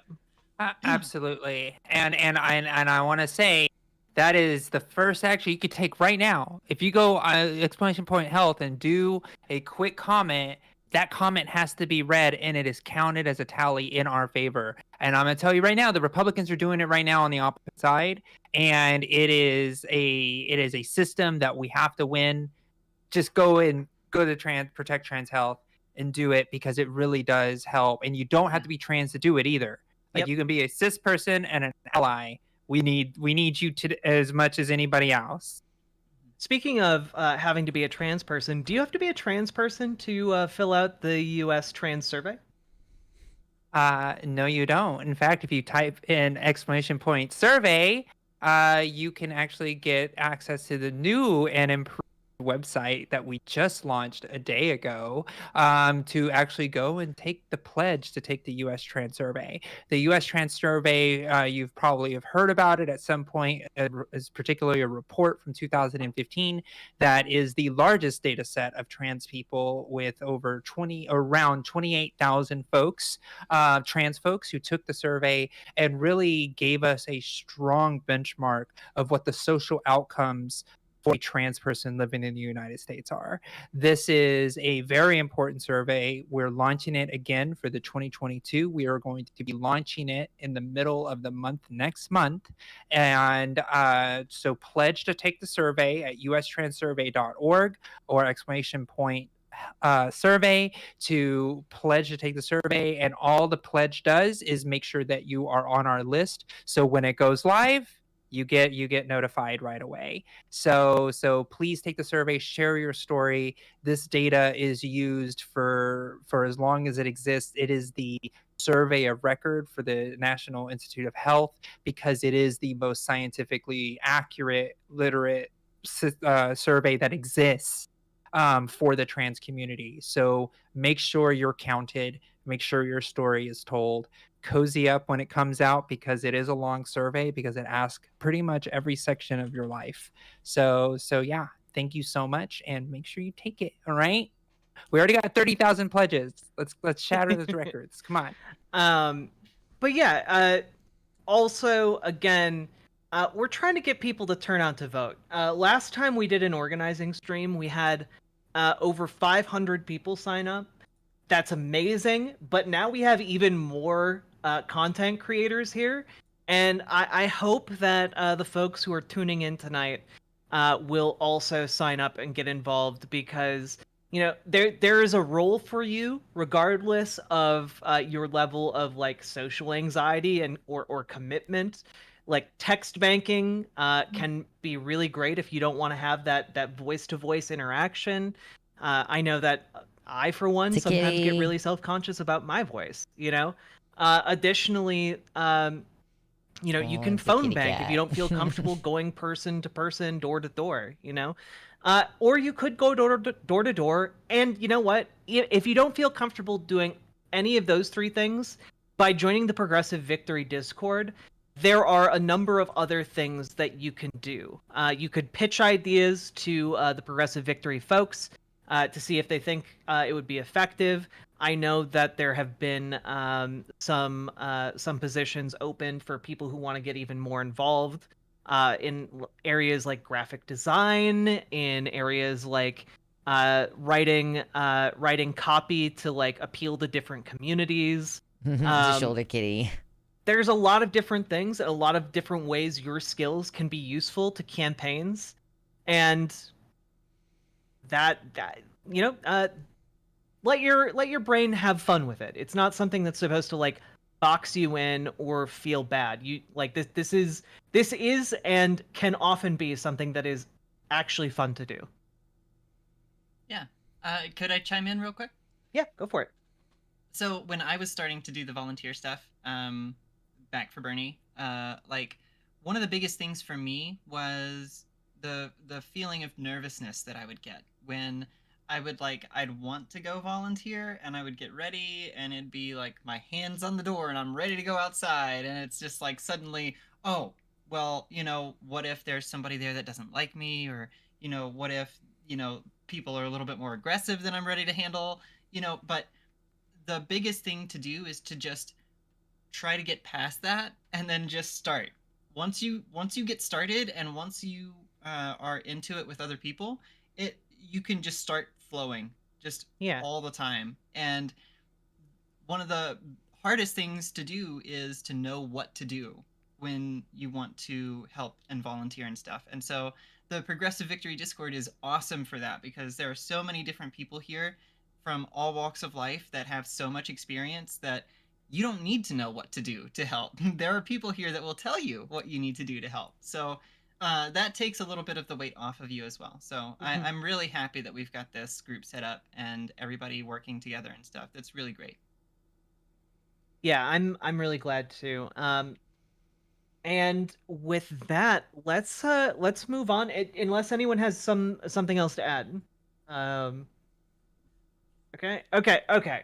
Let's move on to our next state, because guys, we got 3 more states to go through. We're gonna be talking about Arizona. Who wants to take it away on Arizona? So far, we've had Willow and Josie start. Maybe should we throw the hot seat at Luxander? I was just looking at some of our notes that we have here, because I seem to recall Kari Lake coming up in the news recently, because this really hilariously dumb guy, in my opinion, called Ethan Schmidt, who got kicked out of a Pet World or Pet Smart or whatever. Yeah. So I was like, okay, this guy is an idiot. Whatever. We made fun of him on stream, and then later on, it's like some article gets penned about how that guy says that oh, gay people need to be put in camps. And it's like, they were like, this guy who supports Carrie Lake said this. And I'm like, who? Oh no, someone who supports this political candidate said that. And it's like, well, okay, well, he's just some chuckle fuck. Like, I don't really care what he says. However, Carrie Lake has been the kind of person who like compares MAGA supporters to Jesus Christ. And so it's not like the kind of shit that she says like is not like, you know, relevant to that guy's goals, you know, like on the campaign trail, like there are Nazi sympathizers and white nationalists who are supporting her. And like, obviously, again, that doesn't necessarily mean that she has said anything explicitly white nationalist, but if the white nationalists are supporting you and you're not freaking out and saying, get the hell away from me, white nationalists, I think that says quite a bit about you as a person. So Carrie Lake is like, we're in a very close election right now, it looks like, with Katie Dobbs, who's the Democrat there. Yeah, the Jesus Christ thing was like, I looked into that and I was just like, this can't be real, right? And no, she at a campaign event was like, MAGA people are like Jesus Christ because Jesus was called names but never stopped, just like MAGA. True. That means they're the same. That's just like some of the most blatant pandering I've ever heard of in my entire life. But it's like, you know, that's like me saying like, you know what, Hitler was very Christ-like because Jesus ate food and Hitler ate food. They're the same. Like, what kind of comparison is that? Right? Like, have you met trans people? Have you met trans people before? We get called nasty shit all the time. And I guess that makes us like Jesus too. Yeah, I'm gonna take the brave stance and say trans people are just like Jesus Christ. You would think that Carrie would know that trans people get called horrific names and stuff because notably she is a hypocrite who has been friends with a drag queen for the past 25 years. She apparently calls drag performers pedophiles, despite the fact that she has had this ongoing friendship for 2 decades. So yeah, just a massive hypocrite on top of everything. Gosh, how does her friend feel about it? Badly. I would assume, yeah. The queen in question like started giving interviews with local media, calling her a hypocrite and apparently Carrie Lake even had drag performances done by her friend in her own home, in front of her kids. And also apparently has since sent a cease and desist letter to her friend of 25 years. No. Telling him not to stop calling me a hypocrite, essentially. I do not believe they are still friends. No, I think calling your friend a pedophile usually ends the friendship. Yeah. Usually. I mean, you hope that queen has the self-respect, you know. Yeah, exactly. I hope. Jeez. Oh my god. Gosh, you know, and that's the thing. It's like, you know, and you start thinking about it, like how over time the Republican base is eroding. Because like there's a really interesting thing that I was thinking about. Now, this is another Josie hot take. You know how those Republican polls keep getting more and more radical? It's like 80%, 90% will support Trump. And I think it's because a lot of Republicans are leaving the party, so they're no longer a part of the polls. I mean, so therefore it's a smaller margin, but it seems like it's a lot of Republicans. But it's just like the active Republicans who are always calling in the Fox News that are answering the Much polls. like Jesus, they're very because white. all the other, I guess, normies are like not Republicans anymore. Mm-hmm. I don't know. It's just. I think that I have been saying for a long time, and this is that this election is going to really shift the way a lot of professional politics is going to work. I think a lot of things, especially with the polls and things of that nature, is that a lot of pollsters typically in an election cycle, this is the first election cycle after, or you had COVID during 2020, but there wasn't systems in place to deal with it. So the consultants were like, oh, well, that was a weird election, so we're going to do a one-off, right? But now what the pollsters and consultants don't know is there's a lot of unknown variables, right? And this is why it's so important to do political action right now, because the iron is hot and we can set political dynastic futures for the party because of the way that this is going to go. Number one major variable is that there was a mass migration of humans when they didn't want to live in a very expensive place. They went to their home. They went to another workplace. The fact that COVID killed a lot of older folks and a lot of those people weren't vaccinated, and guess what party 3-1 didn't get vaccinated. So you also have a drop off in that population, and you also have the unknown variable of what the abortion and like the radicalism, not just abortion but the radicalism of like the January 6th and like this, and the fact that people are really pissed off that this is what their party's starting to look like. So those three variables really do make every single seat we're talking about a complete fucking toss-up. Yeah. Because no matter what the polls are saying, no matter what the consultants are saying, they really don't know the answer because of those variables that we're talking about. And the only way we know them is after the election, when we can actually do a dissection, an autopsy of what happened in those districts. And then we'll actually be able to say how many Democrats are in this county and how many Republicans in this county, and we'll be able to get a reset. So right now, this is an opportunity to go and change somebody's mind and vote in an area that could be blue from now on when it was supposed to be red, because a lot of people moved back into town. Like, and a lot of older folks passed away. Like, that's a real thing, and I don't think people can calculate that yet.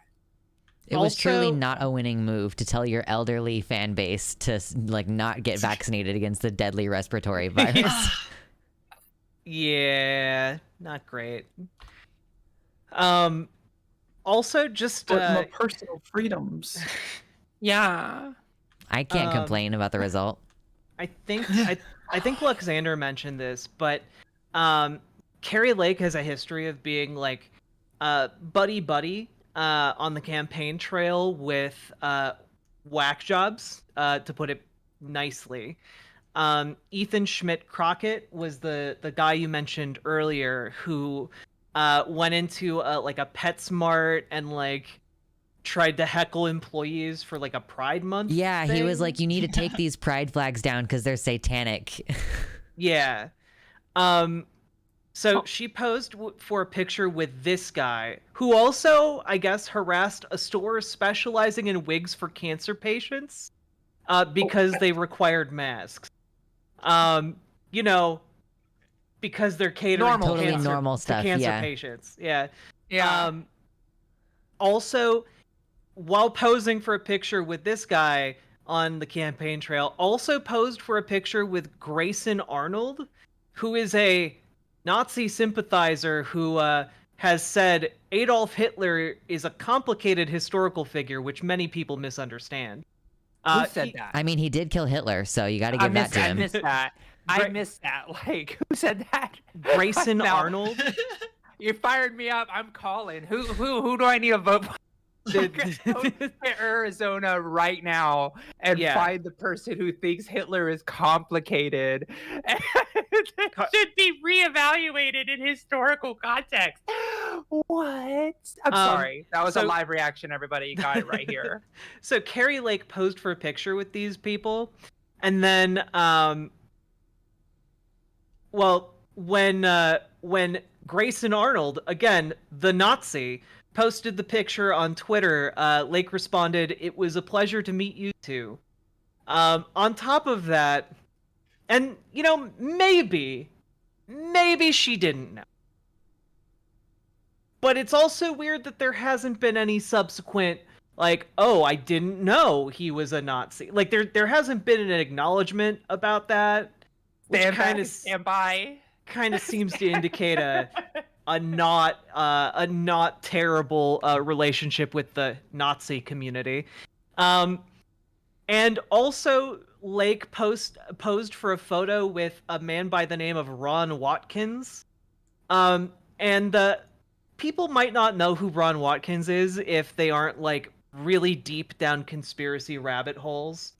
But he is the site administrator for a website called 8kun. And for those of you who don't know what that is, it's basically the site that Q makes his Q drops on.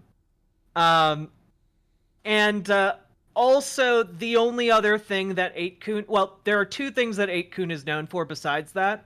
One being its role in like Gamergate, because the people who went to 8kun basically pissed off the website 4chan so much that they got banned from posting about it on 4chan, which you have to be irritating as hell when 4chan exiles you. Okay? You have to be like the absolute scum of scum. So then they go to 8chan, that then became 8kun, and the only other thing that website is known for is for its history of hosting child pornography. And Carrie Lake posed for a picture with this guy. Isn't it like, also you can't known make for this having up. an overlap with Kiwi Farms, which we all know where that is? Yep. Oh yeah. Yep. Oh yeah. So Ron Watkins is considered like, I guess, close to some kind of like high priest of the QAnon movement. Which I feel like, given Carrie Lake's political affiliation, she knew who this guy was. I don't feel like he like she could have not known that one. Well, And she had right. she had dinner with him. Yeah. So You know, if you want to be considered like a professional politician and you like want like any good self-respecting politician knows who they're having dinner with and posing with in certain places, like I can understand like somebody just like jumping in like in a line of photos and somebody's like, oh, I was just in a line of people and people were taking photos with me.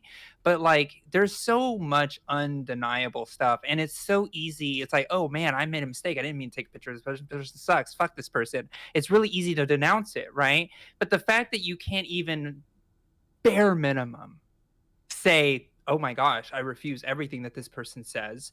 This is a good opportunity to educate myself and my supporters that these people exist and I don't want them voting for me. Like those are the type of things that need to be said. But that quiet, just perceived, just I'm gonna be fine. It's fine.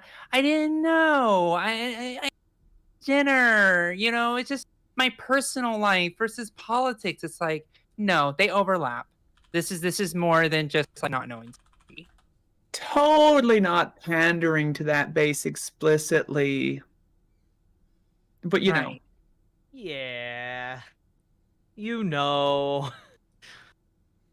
Yeah. Yeah. Also, the website is known for driving the Pizzagate conspiracy theory as well.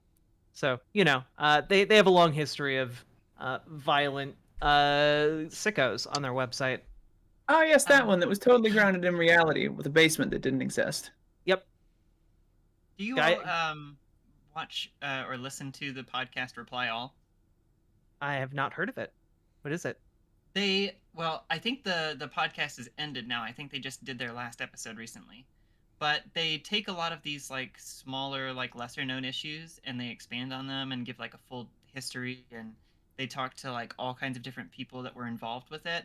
I believe it was that podcast that did an episode on 8kun and who exactly was the ownership of the Q trip code or whatever. So it was a while back when when the election was still ongoing and all those Q drops were happening and stuff like that. There was like a brief period of time where the original Q poster dropped off for a little bit and somebody else picked it up. And so there was a dispute between people on the forum of which one was the real Q. And that Reply All episode, I think it's like 45 minutes long, but it's really good. It goes into like all the back and forth between those people and what happened there, and kind of a little bit of the origins of, 8kun and Q and where all that comes from. Just talking about it made me remember it. I thought it'd be interesting. Do you remember which episode it is? I'd I'd love to take a listen to it sometime. Is it the Country of Liars? Could be. Yeah, I think it Or probably... QAnon Code? Yeah, let's see. It was one of the more recent ones, I think. But I'll look for it and I'll DM it to you. Appreciate it. I just tried to say you and it at the same time, and I said it.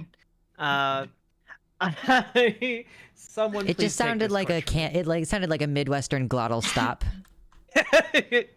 Well, I'm staying true to my roots.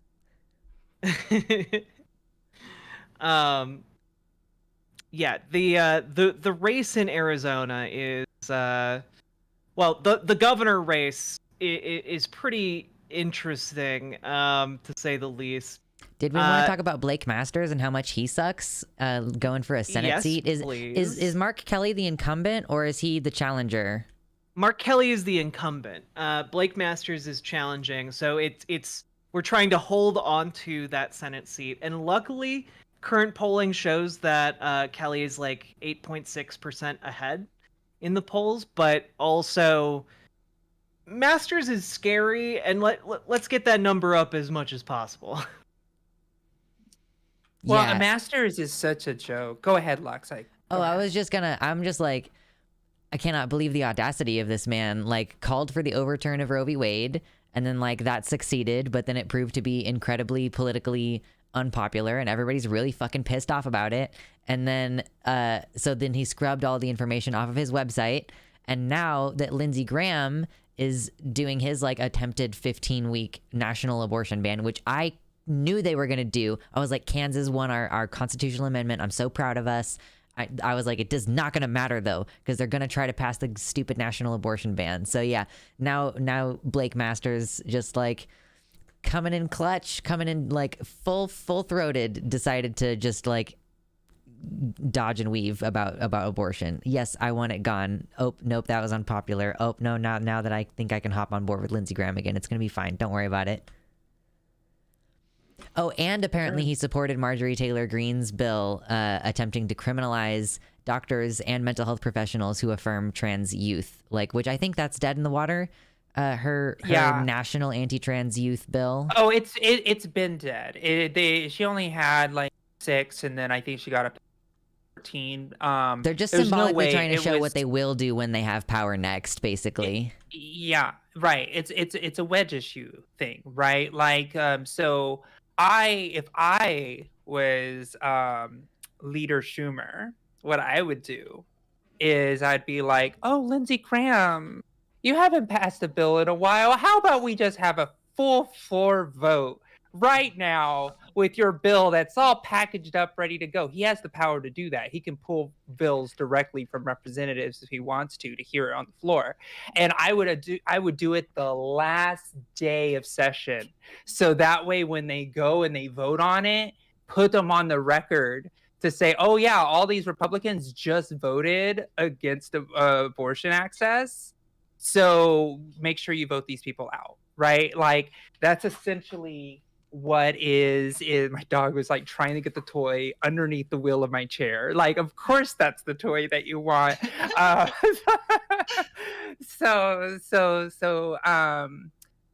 It is really amazing to see Lindsey Graham do this, and like the Republicans are pissed, right? Because the Republicans wanted to do a state by state, this is the way we're going to do abortion access, and now here we are. Like, now they're having to say, well, I don't want national abortion. It's like, but you don't support Lindsey Graham? It's like, well, of course, but it's optically a bad choice. It's a bad move. And it's like, oh, so the people that you've selected, like Mastriano, go and support bad bills because they're bad politicians. Like, what do you expect? Something like, you I don't also find... you're Sorry, go go ahead. ahead. No, I was No, no, gonna please. just shift to like, I find it fascinating that they all have the same collection of beliefs too. Like, because Blake Masters has also been advocating against Obergefell Hodge, the legal marriage, gay marriage, Supreme Court case. Like, so I'm just like looking over this guy's like, you know, history of the shit that he says, and I'm like, the Republicans are truly like the most unoriginal party at this point. Like, it's completely homogenized. You're against abortion, you're against trans people, especially trans kids, you're against gay marriage, like also like called for the firing of all of the US generals and called to replace them with conservative politicians like 7 separate times within the past year. Like, can these people come up with it? Like, can they just have a single original thought in their lives? Yeah, they can't. And they don't want people to. They don't want a diversity of ideas. They don't want diversity of ideas, right? Like, you talk about big tent and things like that. Like, you can completely see what the diversity of ideas got the log cabin Republicans in Texas after a 30-year fight of trying to say that the Republicans aren't that bad. The Republicans could be accepting, and they've progressively gotten less done over the last 6 years than they have over the entirety of 25 years of progress. Weren't they finally officially disinvited from the yeah, Republican National Convention? Yeah, like get dunked on, I guess, like gay Republicans. Yeah. And you have these gay Republicans saying I was wrong, and like, there's gonna be a reckoning where all these people are like, I can't vote for the Republicans because they don't want me in their party, right? And so it's just good when you don't have a diversity ideas. I know you got to have diversity of ideas. As much as I can't stand the Democrats, like large lefties versus like establishment corporate Democrats and things like that, there's a diversity of ideas where it's like we're all part of the same team, so we all have this idea of progress. Right, but it's like we're not trying to just slash the other person's tires as we're trying to do professional politics, right? There's like a mutual respect there, right? Yeah. Yeah. Yeah, like we're all part of the same team. Yeah. Yeah. Exactly. Like I cannot stand Nancy Pelosi, but I do understand the position that she holds. Yeah. Right. And I understand, like, you can't just like shoot at the queen and not expect the people that follow her to be like, what the fuck? Who are you? I don't like you now forever. Yeah. Right. And it's like you gotta know how to get into politics. And that's why I'm just so in favor of getting like political people in the office, like people who know the game, that they can actually weave into politics. Like, you know, I'm kind of getting way off topic here, but like, look at AOC, right? AOC gets launched into the tower. She does a lot of really good stuff. I love her message and stuff, but she pissed so many people off by basically stabbing the person next in line and throwing him out the window after she came in. And everybody's like, hey, like, we like that guy. He was our friend. She's like, fuck all of you. You guys all suck. I'm here now. You have to listen. And everybody's like, yeah, we like that. And then they're just like, nobody trusts her because she's new and she tried to make everybody mad. So like me or another political factors are just like, oh, I'm going to go work for a nonprofit for a decade nationally and make all the friends and then go in the door.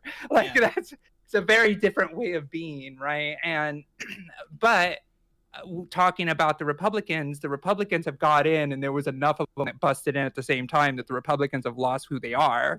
And Doug Mastriano is exactly that person that is completely lost direction, thinks abortion is a good issue to run on, thinks it's a good idea to completely alienate trans people, thinks it's a good idea to be openly religious and wanting a theocracy in a sense in a lot of ways. Like, this is what you get. And now we're gonna let the astronaut keep his seat, right? And we got to make sure that we continue to fight and do organizing to make sure an actual astronaut, like a person who actually went and served the country, married to a congresswoman who literally shot in the head serving her country, giving a speech, that person needs to stay in office.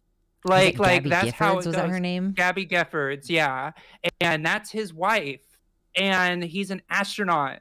And like, we need to make sure, think about how easy that phone call is. Yeah, I'm here to support, the fucking astronaut, like, versus the dumbass that's never done anything valuable in his entire fucking life, trying to take away your wife's or the person or the person's reproductive care. Right? Like, this is like, beyond the pale of reality. And this is why I talk about we're striking when the iron's hot here right now with these ways to be an organizer, because this is an opportunity to really just, I mean, you could not get a more clown car group of people that have put themselves in like a knife's edge race. Like, this is an opportunity for us to actually Trancel them, because like we really will. Like, these, like, you're talking about 500 people joined last time because of this. Let's make it 1,000 this time. Yeah. Like, we're actually gonna make a difference, and that's why we should do it. So make sure exclamation point victory, exclamation point map is the way you can.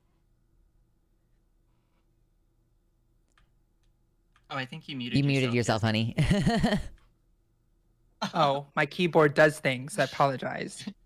I was like exclamation point map, and I like literally pressed it on my keyboard when it. But especially in Arizona, like, I mean, we've already talked about a couple of things going on in Arizona. Like, you know, people who live there can campaign, and also like you can do the phone and text banking from anywhere in the U.S. because like it's not just like, all right, we already talked about Carrie Lake is the Republican who we're trying to beat out. We need to support Katie Hobbs instead, and then we also have like Senator Mark Kelly trying to protect that seat against Blake Masters, who, as we have thoroughly established, is one of the least original Republicans, because they are all just cookie cutter now.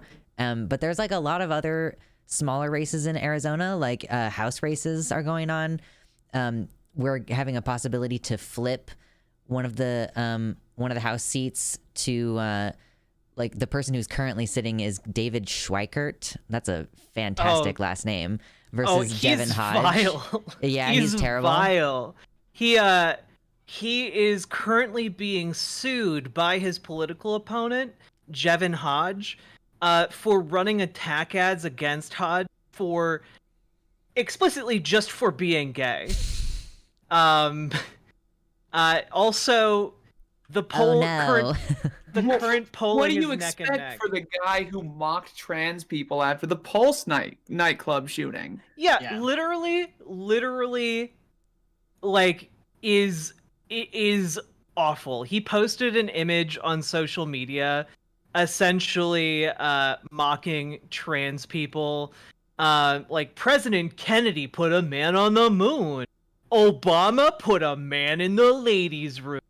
Oh my god. Like, it's as like, haha. So some of my constituents sent me this amusing image. Oh yeah, that's right. And you know, it's funny because character type of trans people, right? Like, it's like the same way they used to characterize Black people with, like, you know, with the dramatic different character types of people. So when you see a trans woman, they always look like that South Park character that's like super muscly and bearded and stuff like that.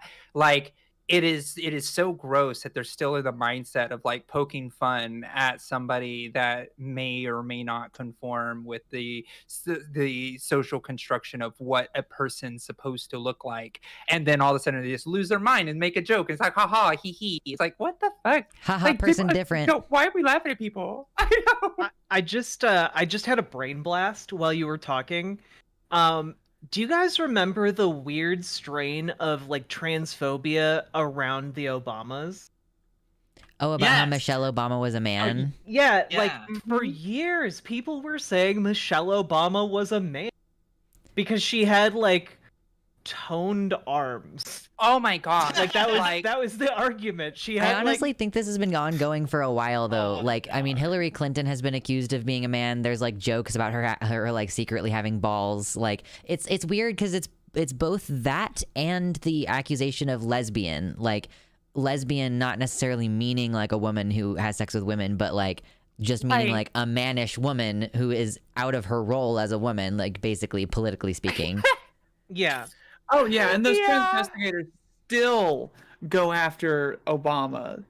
They're going after the they royal still family do. now. It's so funny. Wait, Yeah, they what? think Oh my every gosh. single member of the, The royal trans family is trans. investigators, yeah. Wait, what is That's what is the amazing. Every trans single investigators? They just try to clock everybody. They just take like they're like this actress tranny, like, yeah, that's just what they do. oh god, we're on Twitch. Kidman was trans the other Yeah, day. yeah. There was on Twitter recently. There was comparing Calvin Klein ads from 2020 to 1992, or 2022 to 1992. And 2022, very body positive, queer positive, trans positive. Hell yeah. 1992, it was Mark Wahlberg and Nicole Kidman, and I saw a post from these transvestigators of doesn't matter, they're all trans. Marky Mark and Nicole Kidman are apparently trans. Oh yeah. Wait. So these are people who just like go through their back. The Q angle. The Q. Okay. They So just these are look at people who photos. just, Yeah, they're just who like just- they're clocking you in your individual Do- features. do they do that to everyone in like their like meat space lives? Like, are they walking around being, what if my girlfriend's secretly trans and They never really told talk me? about how it's like ruining They their are ability to thinking be about in that. public. Like they're like, Oh I was my in the God. bathroom They- and I saw one. They're straight up people when that makeup model that I got outed who was trans. There was a lot of people, I can't remember her name. She got outed, but she came out as a trans woman, but she didn't even tell her partner that she was a trans woman. She was very, very stealth about it. And Was it Nikki Tutorials? yeah, Nikki Tutorials, and she was huge YouTuber, got outed as a trans person because of these transvestigators bullshit stuff. And then after she came out, there was like an insurge of like boyfriends trying to investigate to make sure that their girlfriends weren't pulling the same situation on them. Like it is It's- a real thing. Cis men really do suspect their It's- girlfriend sometimes. It's so sad, but also really funny at the same time. Like, like because they're also the people who are like, sweaty. We can always tell. 100% accuracy.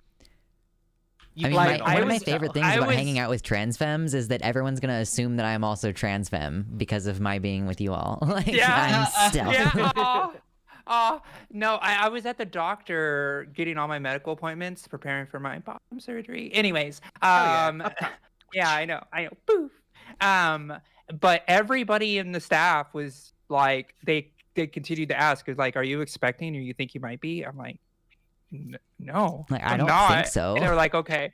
And then like I went to another room and they asked me the same thing. I was like, a record is right in front of you, and they just don't even do it. They don't even look at the record. They just look at the person and they just ask the questions that they're programmed to ask. And they're just they like, do. bloop, bloop, bloop. The last time, not the last time I had surgery, but the time before that, when I had surgery, I went in and they were doing their intake form, their intake questions, and they asked me when my last period was. Yeah, it was for my orchiectomy. Oh. Wait, do you know what I'm here for? I'm sorry. Yeah. They asked me when my cycle was, when I was there to get my testicles removed. Oh God. Let me tell you, never felt so is fish. So Is that still is that yes. still a term? Never felt so fish. Oh my god. Is fish still a term? I feel like I haven't heard that one in a while. I don't know. I don't think the I don't- teenagers Coming know back. about that one.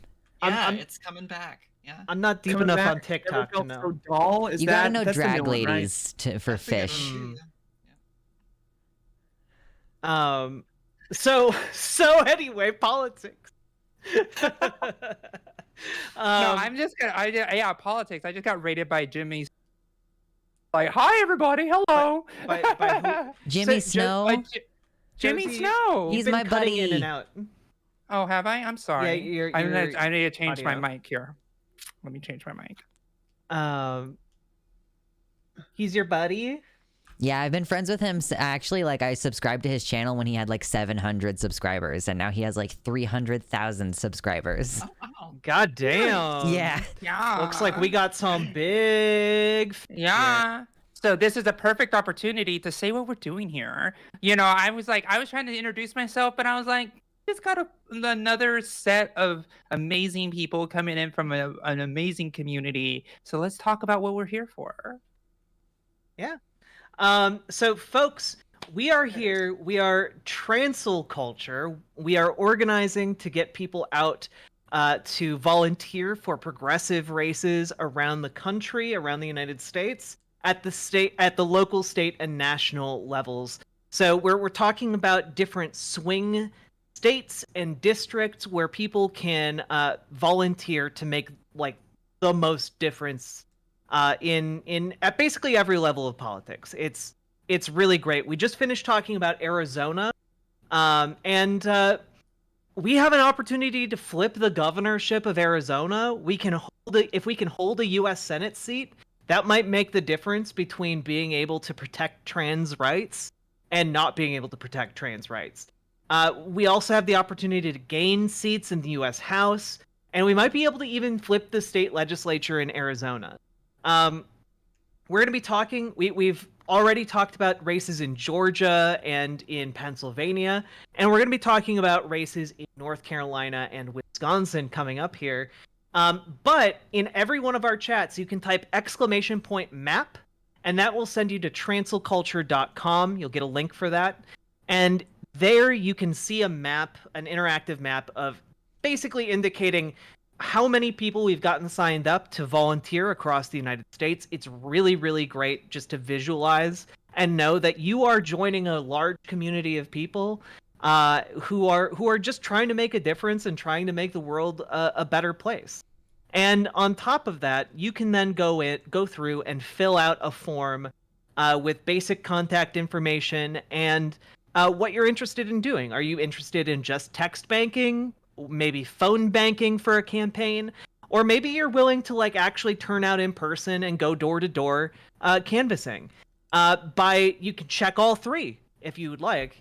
And then you'll be redirected to Progressive Victory 2022, where we have knowledgeable, experienced people who have worked on multiple political campaigns, who are putting decades of political experience at your disposal to like help walk you through what does volunteering for a campaign entail, how to be effective at it, how to make it less scary or less nerve-wracking, and it gets you plugged into a community of people who are all really, really cool. So if you're interested in helping to protect trans rights, which I hope you are if you're watching our channels, !map in chat and click the link to go to trancelculture.com and sign up. We also have a number of other commands that are active right now, such as the !health command, where essentially we need people to make public comment on a proposed rule change to the Affordable Care Act. Essentially, that would make discrimination against LGBTQ people in healthcare illegal. And frankly, that needs to happen. It's kind of surprising that it's not against the rules right now. But basically, if we get enough people to make positive public comment, we will be able to ensure that trans people can get their medications, can have access to mental health professionals, can get access to surgery, all that stuff. It's really, really important, actually, for you to go there and make a comment. And that's something you can do right now while you're watching stream.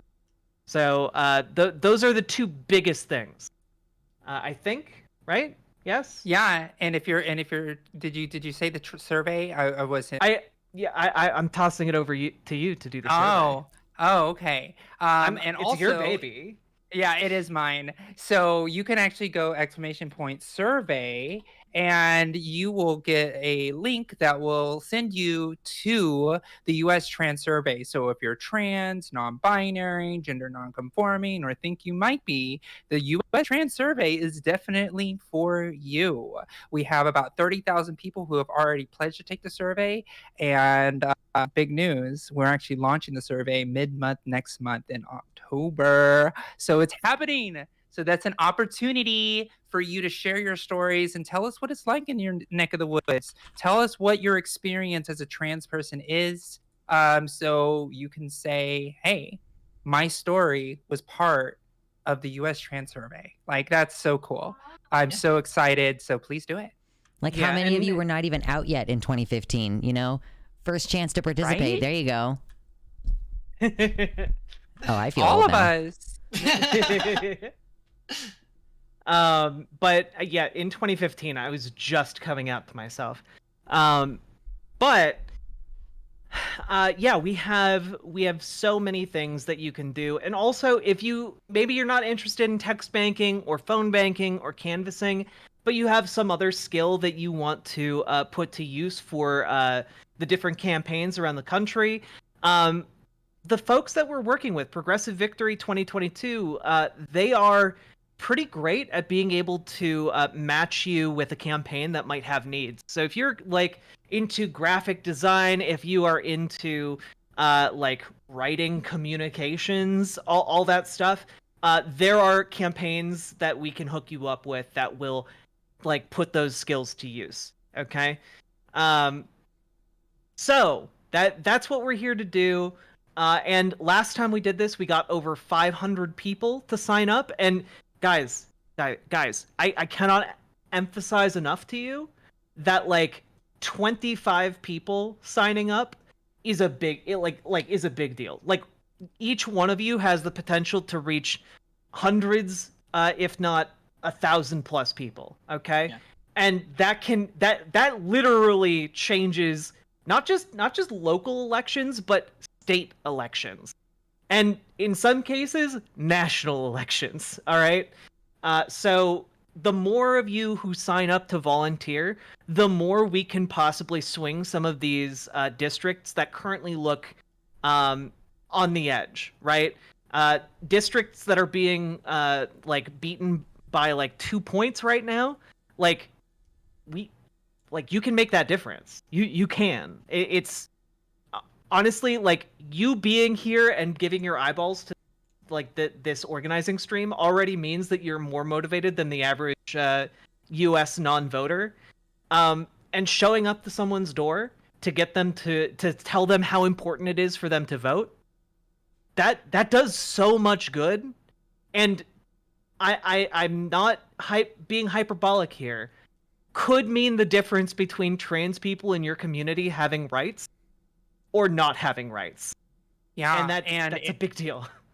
It is a huge deal. And when we're talking about professional organizers here, you don't have to go and find these doors. They give you a list and you go and talk to the people who are most receptive to hearing your message. So it's not like you're going to talk to the most diehard, staunch supporters on the other side. You're talking to people who are leaning or thinking about it, maybe not even thinking they might vote. So these conversations are super fun and super memorable. I can tell you so many amazing stories that I've had on the campaign trail, knocking door to door, and so many cool things that happen. And it's great. It's great to go and talk at a dinner table and say, "Oh my gosh, let me tell you this conversation I had with you." It's great. It's great story making material.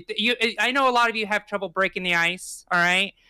Go get some stories to break the ice. Say, hey, let me tell you right now, my day was wild. I talked to this person who didn't even know there was an election this year. Like, that's the type of conversations that you need to have with people. And they're fun and engaging.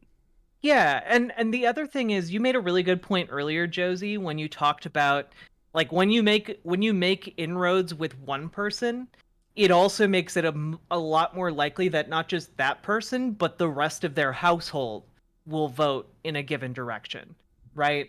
Because, hey, none of us live in a bubble, outside of probably really rare circumstances.